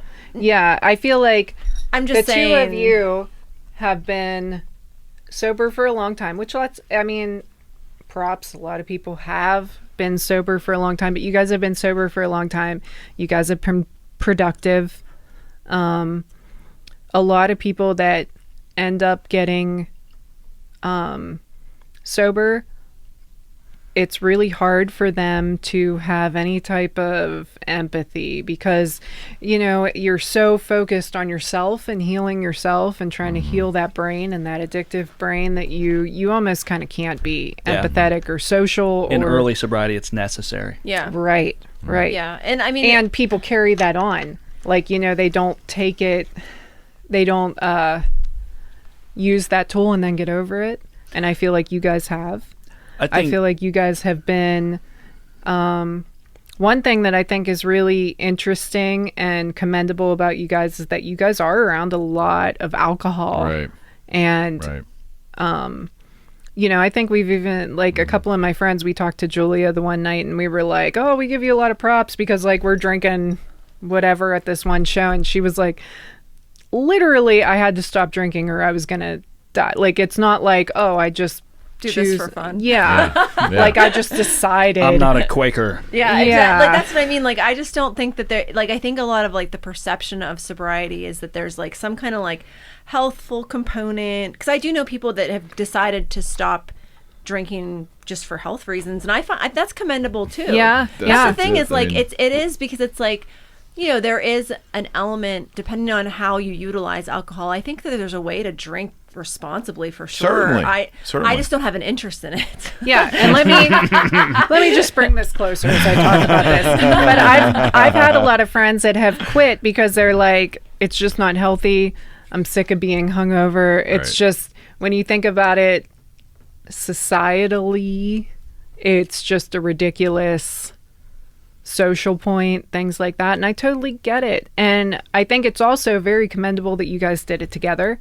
I know so many couples that just could not be on the same page about it. Well, it speaks something to the way they feel about each other. Right. That was at the forefront, the apex, and that's a rarity thing. That's a rare Well, that thing. was the decision because we got sober not together, and when we decided to be together, yeah, he was in jail. It's like I was in jail. So, but when we decided to continue being together, that usually hurts the whole togetherness thing for a little. Yeah, It does. I mean, Logistically speaking. yeah, there's. Oh no, my last thing was in jail. The last time I used was in jail. No shit. Wow. Yeah, I was trading honey buns for Thorazine. Yeah, honey buns We're are important industrious. in jail, We are huh? industrious motherfuckers. He's We will find a way. He's purely a closet If I'm really capitalist. trying to get fucked up, I'll do it on the moon. I'll swim Yeah. the English Channel, and that's the thing. Like it's right there, but I'm not Compelled close to it, up yeah. here. Yeah. You know what I mean? That's the thing. I could be much closer to Yeah. a drink Yeah. at home alone, filled with anxiety and loneliness and depression, and just being in a shitty place in my life. Like, how far are you ever from alcohol? Right. You know what I mean? You can walk Like, down the street and get it most of Yeah, the time. Like it's yeah. very. Every time I come to their house, I bring alcohol. we have your alcohol. alcohol is still there. Yeah. Well, and that's Yeah. and I don't want to be like, oh, we have alcohol at our house. We do have alcohol at our house. Not every alcoholic can do that or should do it. Like Right. everybody Right. gets sober, Right. and it's a double-edged sword. Everybody gets sober in their own way. Like even like AA does not say we're the only way to get sober. Like at all. Some true. people find religion and go to church, and that works for them. It's just like, and it's not like, oh, do whatever you want, because just like That doesn't work Cassidy either. said, you know, there's plenty of people who have tried to get help in so many different ways, and it's just, it doesn't always work. You know what I mean? It is a real challenging thing. Well, I think. And one of the things I wanted before I forget my thought is that like when we decided to stay together or be together, when we had just like were super early in recovery, it was under the premise, and still is to this day, that like if either of us go back, we're not together. Like that's, you know, I would never, and like I love Jerry with all my heart, but if he was actively drinking, I would not be with him. Because he wouldn't be Jerry. And I think I mean, he would be a different type of Jerry. he would be a Jerry that we knew from back in the day. And I feel like that is, I No mean, bueno. I know you guys are Crazy Jerry. super. Well, and I mean, I would want him to leave me too. Like I would, you know what I mean? Like I Get would the fuck out. exactly. Like pack your shit and go. And that's like that's literally probably the only way that I could like part company from him now. I mean, it's like that's like that's really the only deal breaker. No, And but I I- mean, we didn't do it for each other, and that's no, the thing. no. That's Yeah, what's really yeah. challenging, is that a person can only get sober for themselves, and it's hard because there's a guy, he's working 2 jobs, he loves his kids, he loves his wife, he's drinking, it's fucking everything up, you know. And naturally, oh my God, all the family, you know, they don't you look at your children, don't you love your kids, you know what I mean? Yeah, absolutely, No amount of that- love or care for anybody else can really, it's fucked up because Yeah. like we talked about, it's so difficult for a person to climb out of that hole. Like most times, until a person is really like, I'm gonna die, like, and it seems Rock bottom. It But- seems ridiculous, but it has to be like, I think that I'm gonna die, and even then, sometimes it's not Wow. enough. And that's why I'm not trying to dismiss or, I mean, what you guys have been through, but I do think, because a lot of people have never had that example in their life, so it just seems unobtainable Right, to right, them, right. that it's really important how far you guys have come and what you guys are to that community, because I don't think there's always the best examples, and I think that's a lot of the problem. I'm sure there isn't. Yeah. Well, and long-term sobriety is not always super relatable for people, and I do Right. feel like I'm having a hard time as someone with longer sobriety being in current sobriety culture, because it's different than when I got sober. And It Yeah. doesn't feel the same. Like, what do you And, mean? What do you mean? Like, you couldn't, like, there weren't cell phones when I got sober. So, like, you literally, like, people weren't posting about it on social media. Like, I mean, I have no problem discussing it in this forum because I'm not, like, Yeah, I get I'm it. not famous. You know what I mean? Like there was a long time where people would talk about, you know, they didn't like famous people coming out as sober because if that person went out afterwards and got not sober, then people are like, oh, AA doesn't work because, you know, so and so that said they were in AA went out and, you know, now they're just drinking again anyway. Like there was the anonymity portion of the program was there more to protect the program than the individual. Yeah. Most people think Alcoholics Anonymous is because, oh, I'm an airline pilot. People can't know. Really, the whole reason that it was meant to be anonymous was really to protect the program. Right. Not for like the individual. Like, I mean, me personally, it doesn't really matter to me, like at this point, like who knows I'm sober. Like I don't talk about it at work a ton, but most people know that that's, you know, I don't drink because most I'm people sober. I know at work, they know. So it's that is not like the problem, but it's a very different culture now. And because of the drug alcohol thing being so overlapped now, there was a time that like, you know, NA and AA were, you know, very separate programs, but there is a lot of overlap now, and it's a different vibe, and it's a different. I think there's all branches of the same disease, but like it is different. I feel like you guys probably agree in our group of friends, and when we go out and we're at shows and things like that, it's a pretty mixed bag. There are people that don't drink because maybe they never have, it wasn't their thing, and then we have people that if they're at a show, they're getting trashed, like that's why they're there, right? And so we are around a very mixed crowd, and I think, like I said, with you guys being who you are, that has also made you guys pillars in that, no matter what. And I think that's important because it's just, even from a very young age, young people who've grown up in that and they've not seen anything else. They just don't see an end game. Like, why get sober? It's just not realistic. You know what I mean? Sure. Yeah. That's sad. No, but I think that's sad. like a lot of people's circumstances, just like we were talking about with being homeless, you know. Yeah. I think really we tend to flock to, I mean, think about it. Successful people, they don't hang out with people who are not successful most times, unless it's like your brother-in-law, you know. Like successful people tend to hang out with successful people. You know what I mean? Like criminal people a lot of times tend to hang out with other criminals. You know what I mean? Like they don't hang out with the church folk. Church folk hang out with church folk, and it's not like we're all like segmented, like we're all in a tackle box and we don't interrelate. It's not like that at all. But you tend to gravitate to people who you have things in common with, you know? No doubt. And so, like, when you're in dire straits, look around you, you know what I mean? It's Skid Row. Like, that becomes your reality. And the people that you're dealing with, like, they don't want to tell you that it's possible to climb out of this shit, because if it were, I'd fucking do it. You know what I mean? Like, the idea that this reality is permanent and it's all just like, Eric, like you were saying, like you're at a concert or you're somewhere where you're happy and you're doing well and everything's good. This idea that it's always going to be this way, like I can't believe I ever thought life sucked. This is awesome. It was like that for me with depression, you know? When I was depressed, it was forever. Not only forward, but backward. I've always been depressed. Life has always been this dismal black nothing, you know?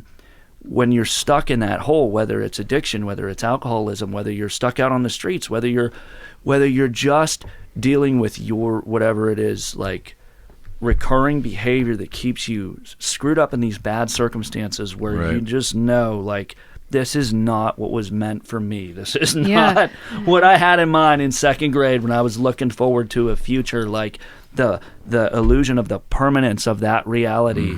And I didn't get to comment on it earlier, but something Cassidy said, sometimes comfort is a cage. I'm not going to say it's always a cage, but if there is a cage, a permanent cage, it is comfort, because comfort is the thing that will keep you where you are when you know you need to grow past wherever you're stuck and to move forward with your life. And when I'm saying that, I mean I do that a lot. I love comfort. You know, so that's I love comfort. Yeah, that's me saying I need to understand that not everything.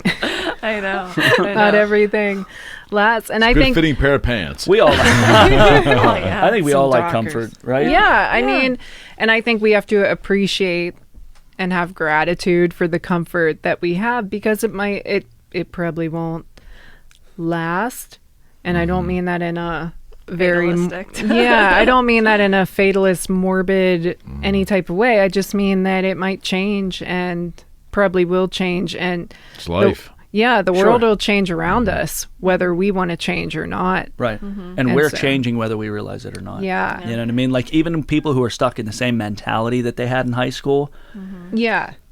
it's different, and they're different. They've held on to the same ideas, but nothing about us stays the same except this image of ourselves that we're trying to attain. You know what I mean? Like, and that can evolve when you're doing things in a healthy way. But like, if you still see yourself in your head the way you did 30 years ago about who you're trying to be, like, it's an impression that was given to you by others, maybe with the best of intentions, but I feel like that's a life not And that's what I well-lived. mean too when I'm talking about your sobriety being a really great example, even though it's the two of yours sobriety and it's individual. Like, you know, there's a lot of people going through that just don't have, they don't think change is possible. It just can't happen. They don't have an example of that. And even if they have family members who aren't battling with addiction, a lot of times they're enablers and they can't relate to them. And they think they're kind of more alone because maybe their family is trying to get them help, but they're also like giving them money because they're at rock bottom, giving them the car, giving them these things. Those mistakes are made out of love. Right.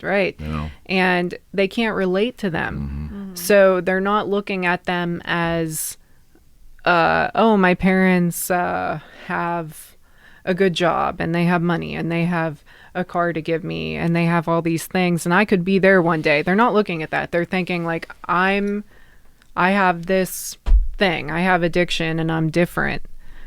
And then they're looking at other people who are addicted and it's okay. They live that life. Right. You know, and they're still living that life and they don't see any way out of it. So I think sometimes it's really important for them to see people like you guys who are thriving in sober life, because it doesn't seem obtainable and at all to somebody. They teach you early in sobriety is don't look at the person that has 10 or 15 years. Look at the person that has 30 days. Look at the person that has a month or 2 months. Look at the person that has a year, or look at the person that has 7 days if you're because on day it's one. too big. Exactly, and that's why like the whole day at a time thing is like such an important concept, because it's like if I had ever tried, like now, because I have some time, I can look at like my life and like conceptualize a life in sobriety. But like initially, like I couldn't look at anything big because like I could barely look at the next week of how I was gonna like do anything. Absolutely. And like honestly, like at least for me anyway, like sobriety was the far easier path because I just thought I was terminally tragic. Like I just thought there was something so wrong with me mentally that like I was not going to ever be happy or be okay, like that there was like something that was just like fundamentally like flawed and that I was just never going to work right. And like the idea that like all I had to do was stop using drugs and alcohol, that like that might change things, that seemed so much easier than any other solution. So it's like I think sometimes it's really in how things are framed to you or how far down whatever mental pathway you've gone, or however the circumstances of your life have gone in such a way that like for some people not picking up a drink or a drug is the hardest thing they'll ever do. You know what I mean? Really. And like when someone suggested to me that I just might be an alcoholic and that might fix my problems, I was like, God, I'll try that. Like, sure. Right. You know what I mean? That sounds great. Like if it can't be that easy. That was honestly like the first thought that I had was it just couldn't be that easy. You know what I mean? Like how do I cope otherwise? If that would fix this, sure, I'll try it. You know what I mean? Like, why not? And I think that's kind of like for a lot of people, you talk about like, these bigger societal problems is it's like, I think that like the first step is what a lot of people are missing is it's like, it doesn't always have to be this insurmountable goal. Sometimes it's just like doing the next right thing, or Right. doing that next like when they thing say that, one like, day at a time, I know that sounds so cliche, but that's totally it. One moment at a time, what you can do in that It's moment. the only way to do it. Yeah. You can't Because you I can't predict. No. You know, and you can have a goal, but if the goal's too big, then It's it just overwhelming. seems right. And I think too, that's why if I ruled the world and we like would have such a better situation. Just gonna say that. I would She's nominating Cassidy. I am. Oreos for everybody. You get an Oreo. You get an Oreo. You get two. But I think there needs to be a lot of help for these families, because I think automatically, especially if you have a child, a spouse, anybody who struggles with addiction, you take it personally that you couldn't help them. And a lot of the time, the people that have the worst and strongest addiction issues are the people that have a loving family and have a good support system, because it is really, like you said, the decisions that are made out of love, and you truly want to believe that your family member is doing the best for themselves and for you, and they're not taking their money, and they're not driving your car to go get whatever they need. But They probably are. yeah, you have to understand that they're not themselves. This is taking over their thinking, and that is survival mode. And like I said, I think there needs to be more facilities, not just to keep people that are in addiction mode in a facility to get better tools when they get out of the facility, and to be away from, you know, even their loving family can be an enabler. No question. And you know, Yeah. And- Sending people home is not always the best. right solution. And even because they can't relate, they just can't, they're not going to believe their mom and dad and family members and or spouse. Or I also think there needs to be more programs for family members. And like I said, mental illness falls into that too. I know a lot of family members, spouse, like, you know, especially if they dealt with suicide and things like that, they're automatically going to blame themselves. They're going to blame somebody else. They might blame the spouse. They might blame the parent, things like that. They might blame themselves for not knowing. And it truly is just an illness. And I think, like I said, having some sort of facility that is well monitored, well run, because I mean, like going back to homeless, I know there's a lot of homeless people. They're not going to go in a homeless shelter because they know it's crazy in there. It's some dangerous. Homeless shelters can be really dangerous. Yeah. Some people feel safer on the street. They're Wow. not What's that regular. say? Yeah. I mean, they're a place to go. They're a place to sleep, but you don't know if you're going to be in there with somebody who is violent. And I mean, I know Predatory in a sexual way. Yeah. And I mean, so they're not going to go. So they're not going to get the help. And that's not specific to homeless people. I mean, you know, how many women have been victimized throughout their lives? You know what I mean? Like, when you're taking people who are in a bad situation and putting them all together, like, People can take advantage. You would love to think that we're all in the same boat and we're all going to help each other out, but like the reality on the street is just survivalism. I mean, it's Darwinian to the extreme. And that's one of the scary things when we circle back to like the whole gender thing, is that like I do think you need to address gender in certain situations, because I think there needs to be places just for women to go, and honestly just for men to go too. And like I agree, they need to be well monitored. You can't just like, if you're taking in a bunch of people that you've already established are not mentally stable, you know, are in active addiction, that are not emotionally healthy, you can't just like expect that they're going to like behave. Well, Yeah. here's the thing though, places like this do exist, and we could absolutely have more of them, and I'm not saying it would be a bad thing, but the success rate at many of these places is very low. Like a good success rate might be 15-20%. Wow, really? I would say so. Yeah, for getting somebody off the street, it is very unlikely. That's gotta be frustrating work then. No, and that's the thing. I talked to a social worker. I had a freaking social worker, and she told me, she's like, you know what? I'm paraphrasing, but she was like, this sucks. She's like, this is not why I got into doing this. She's like, I'm just a I'm not helping. And this is a social worker who did this day in, day out. These are her words. And like, it wasn't a really inspiring thing to say to me, so I don't think she had any reason to lie to me. Right. Right. But she said, this is not why I got into this line of work. I'm not helping anybody get into any better circumstances. I am just maintenance. I drive people to this appointment. I take people to this court proceeding. And it's like, once you get into the system, I mean, you might get off the street, but most times, like, being in the system, whether you're talking about someone who's in foster care or someone who's in the mental health system or someone who goes into prison, like, here's the bottom line is we can create the machine and the machine can possibly help. It provides something that's there. Okay. But without the individual taking responsibility for themselves, because like Cassidy said, it's not that person, it's the substance.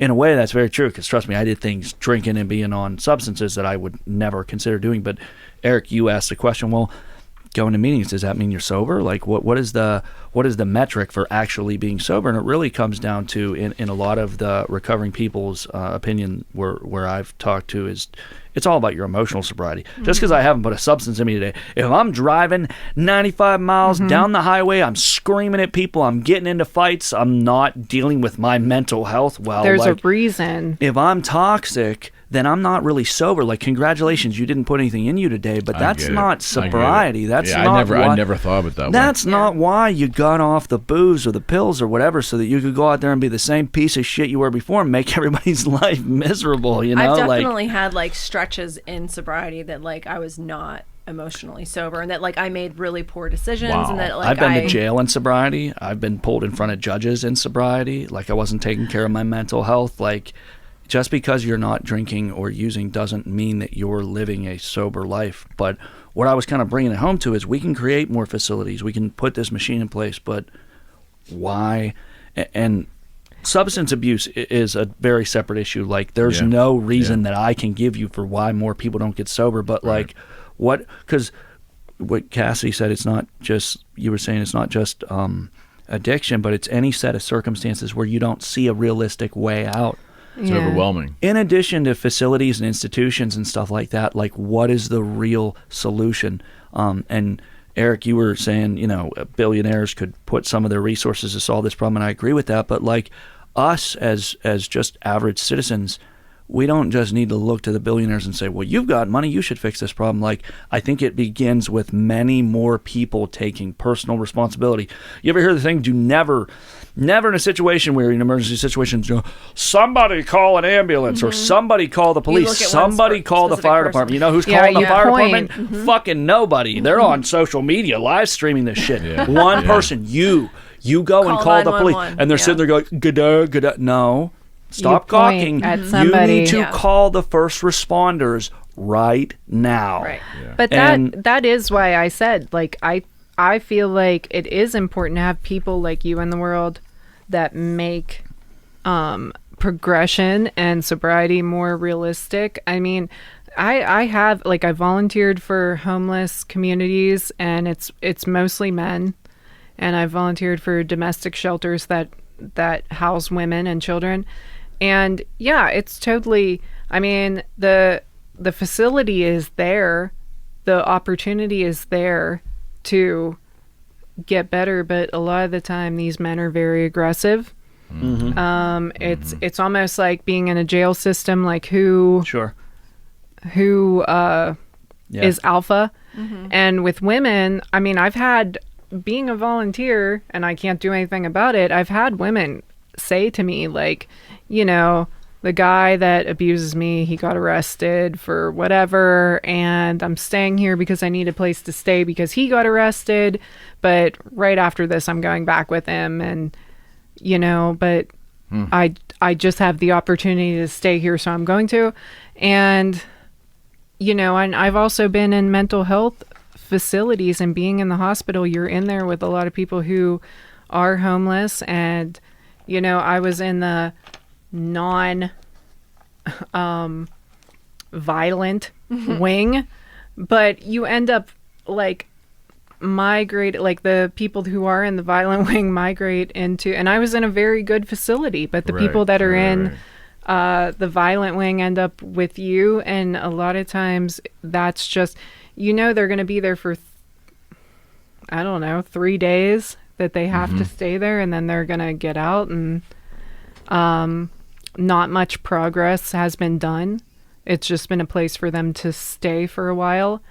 And I think legally they do have to stay 3 days. Okay. Like they can't get out. But I mean, they can't keep them any longer than that. The idea is to get them out of like crisis. Yeah. Or get them on some meds or these something. are, and I think that's what I'm alluding to, is these are short-term solutions. Like you can Very. get somebody out of an abusive domestic situation. You can absolutely intervene and save that person's life. What you cannot do is force that person to leave that abusive relationship. So how would someone who wanted to really make the world a better place get from slapping Band-Aids on this shit? Yeah.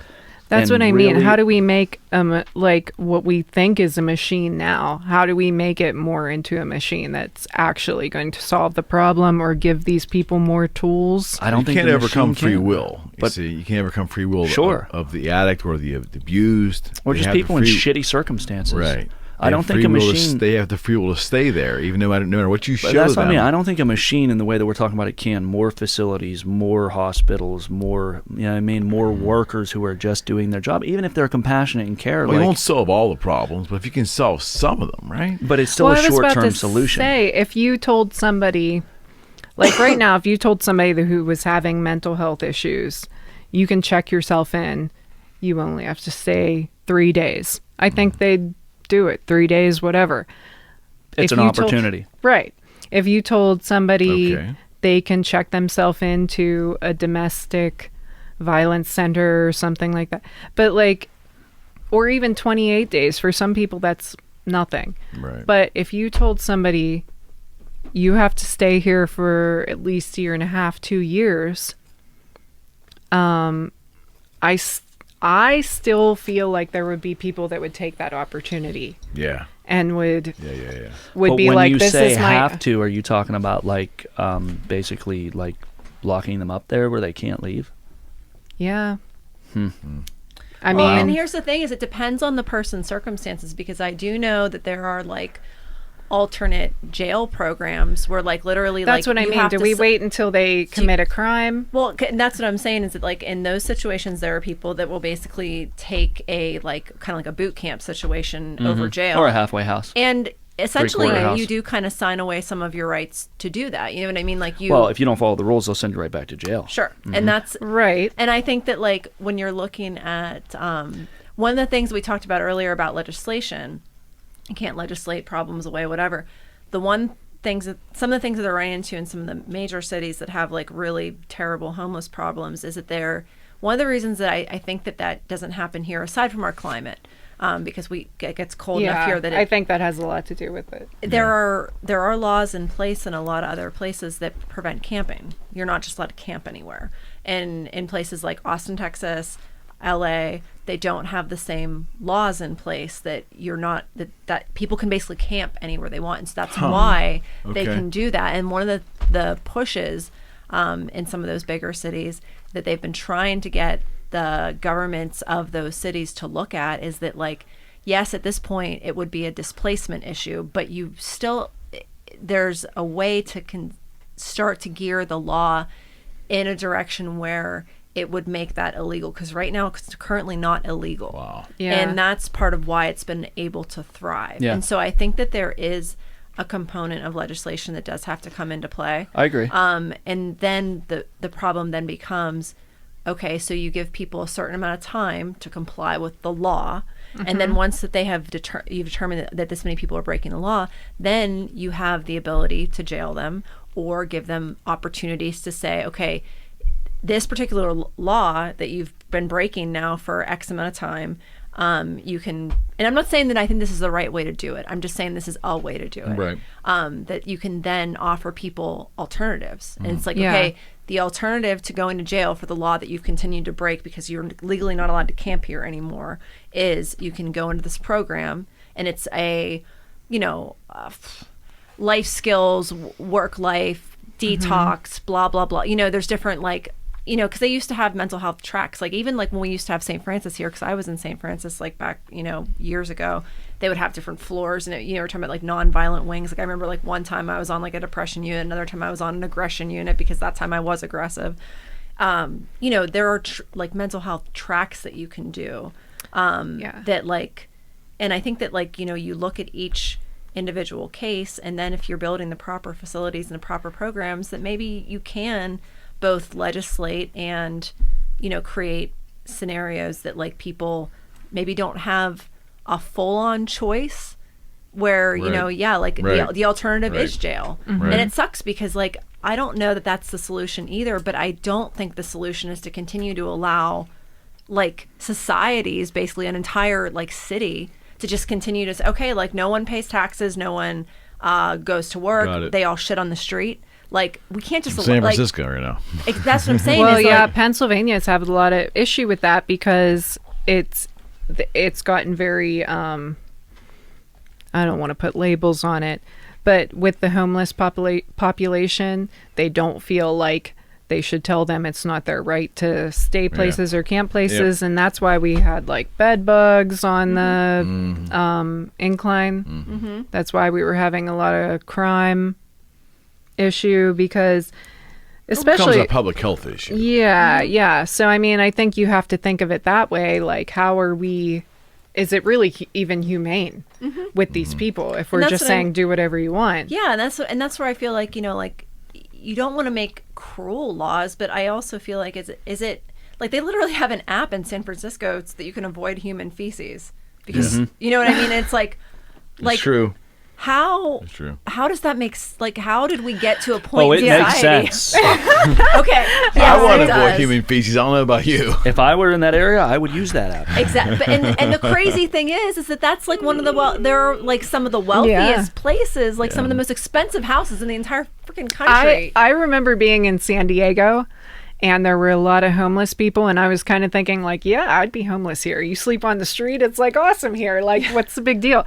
And they say in Hawaii it's a big problem because people will.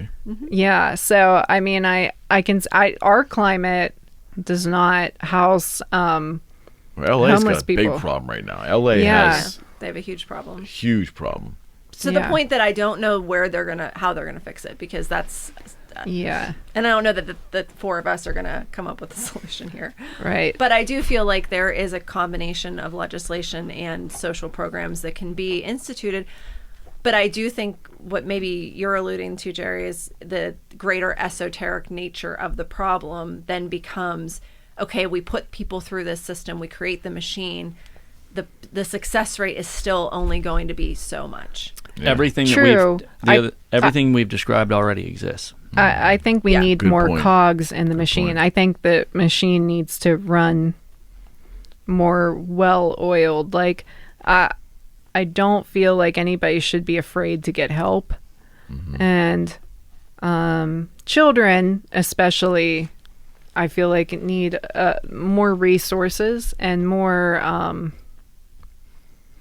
guidance if they're turned over into the system, because it really starts from there. I mean, at 18, a lot of these kids are turned over, and you know, if they haven't learned anything while they are in the system, like they're just kind of they're not placed anywhere. And at 18, what's their odds at 18? I mean, at 18, were any of us ready to go personally out to the world? I just don't think you're going to find that compassion in the machine, and it's not. I'm not going to say it's not possible, but if it does happen, it's coincidental. I just meant if I had billions of dollars, that's where I would go with it. No, and you but are compassionate. I think what I'm trying to put out there is we can put as many institutions together as we want, but those institutions are only going to be as good or as effective as the people who run them question. and the people who work at them. And the reality of this situation is we've got something going on with our society that we're fucked up. Not everyone, but a lot of us are, and we've got a lot of problems. And I'm not saying it's as simple as just reaching your hand out to somebody. Like we already said, you might reach your hand out to the wrong person and get a knife. But you know, if it's all of our responsibility to create the best place we can, at least for ourselves. And I think that's kind of like where it's come back to what I was saying about capitalism. The reason it works is because you can count on someone to do the best they can to take care of themselves, and the system will work. But the problem becomes when that system fails, and who knows why. I'm not going to sit here and tell you. No, I get it. Why isn't it working? If we all have the mobility and the ability to go out and make money, aside from people who can't work. I mean, if you're literally you're disabled, I mean, what's the solution there? Like some people who are really hardline conservative, like, what do? You just let them starve, you know? But I think we keep coming back to the idea that we do have a lot of these institutions to help people get into a better place. And sometimes, most of the times, really, it's just not happening. Not enough. And so, but like, you know, what you said, Eric, let's look at some people who have an incredible amount of resources and get their opinions and their ideas. Why aren't they out there making a better place around us? Like, I just look at it like, for anybody who's not struggling every day to survive, I think if we all had a world where each one of us looked at it as our individual responsibility to spend more of our time and more of our resources, not necessarily just, oh, hey, a charity called me, I'm going to give some money to that charity, or, oh, hey, I'm going to do this one thing for this person who I like, you know what I mean? Getting involved with the greater good. But that's the thing, is what I came back to is, like, most of us have this idea that the reality is the way that it is, and that's just the way I think the wealthy have that too. And it works out for those them. holding the money, though, no, I mean, they may not be compelled to help because they'll say, hey, the government should do this, or if I do spend $5 billion on this, look what's going to happen anyways. But I mean, look at it. That's a fatalist view. We have 4 people right here, like, we're all talking about making the world a better place. Why couldn't we sit down and say, why don't we look at a way that we could start doing something, the 4 of us? But immediately I had this scared feeling like, oh, wait, is this going to take up my Saturdays? Like, immediately I'm looking at myself like, what did you just do? You know, like, I think we all have this thing where we're just really afraid of change. And what's the society? And how many chances do you give somebody? You know what I mean? I think we can all agree that most people that are trying to better themselves are going to stumble and fall. But how many times do you pick them up? Like, how many times do you teach a new baby to walk? Right. I mean, that baby, you're going to keep picking that baby up until that baby figures it out, right? Right. How many times do you say, like, this person just isn't going to change and I'm not going to put my resources into it anymore? No, and that's the thing. Toxic people in your life, especially if they're in active addiction or they're just using and abusing you, you do need to cut them out. I'll tell you right now, there's people I cared about a great deal, and I finally had to just cut them out of my life because nothing I did for them made their situation any better. Even before and they I just was made sober, an asshole out of me. Like, I kicked absolutely. I kicked 3 or 4 addicts out of my house that I had living with me because they stole from me, you know what I mean? Like, I kicked one of my friends out when she was pregnant, like, literally, like, I get it. Just because, like, even when you're in active addiction and you're surrounded by people that are also in active addiction, there are people that are going to use you more, maybe. No, I totally get it. Yeah, I think you have to, like I said, people are going to stumble and fall. They might not get it right the first time, but when you like, yeah, this is more detrimental to me, I can't save the world, and if they're not going to change, like, I can't rock with your patterns. Right. You know, so that's a really fine line. When do you tap out? And every circumstance is different. Yeah, and we've come to it again and again. You have to find balance with whatever you're doing, and I don't think it's an easy thing as far as why can't we just find someone with the resources, you know, in order to go out there and make people's lives better? Like, why don't people believe that their life can get any better? I think we're touching on a deep problem, maybe not just with America or Western civilization. I think we're touching on... It's a human issue. It's a deep roots human thing where, I don't know, like, if it has to do... When even legally or... like with legislation, do you, like, is it 3 strikes you're out? Like, how many chances do we give somebody? Sure. And if we tell them they have 2 strikes, 3 strikes, whatever, are they going to take that opportunity to keep failing? It didn't work. I mean, it wasn't a deterrent the way it was initially set up to be. So what's that tell you? You know? Yeah. I don't think there's any easy solution. Friends, this has been unbelievable.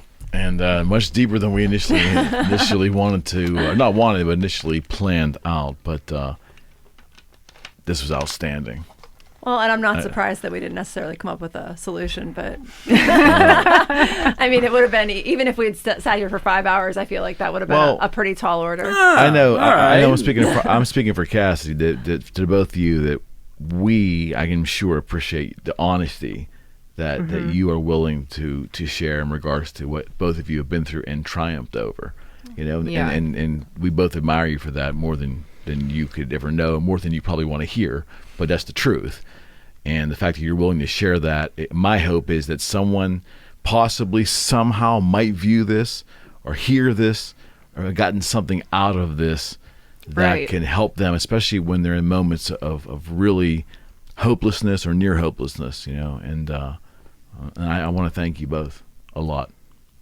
Sincerely. Not all heroes wear capes. That's right. I just want to Sometimes express how deeply disappointed I am that we do not have item 177 to contact Bill Gates about. Hey, there's 4 more weeks, right? There's 4 weeks where we convene and do it again. Yeah. Let's really brainstorm on that. I really thought we had this. We're getting close. I know. We're getting close. Some heroes bring Oreos, though, so thanks, Eric, for that. Thanks, gang. I appreciate it. All right, Thank friends. you for having us. You're welcome. We'll see you in 4 weeks. Take it easy. We are out. Bye. Hello, you're listening to the Eric McKenna Project.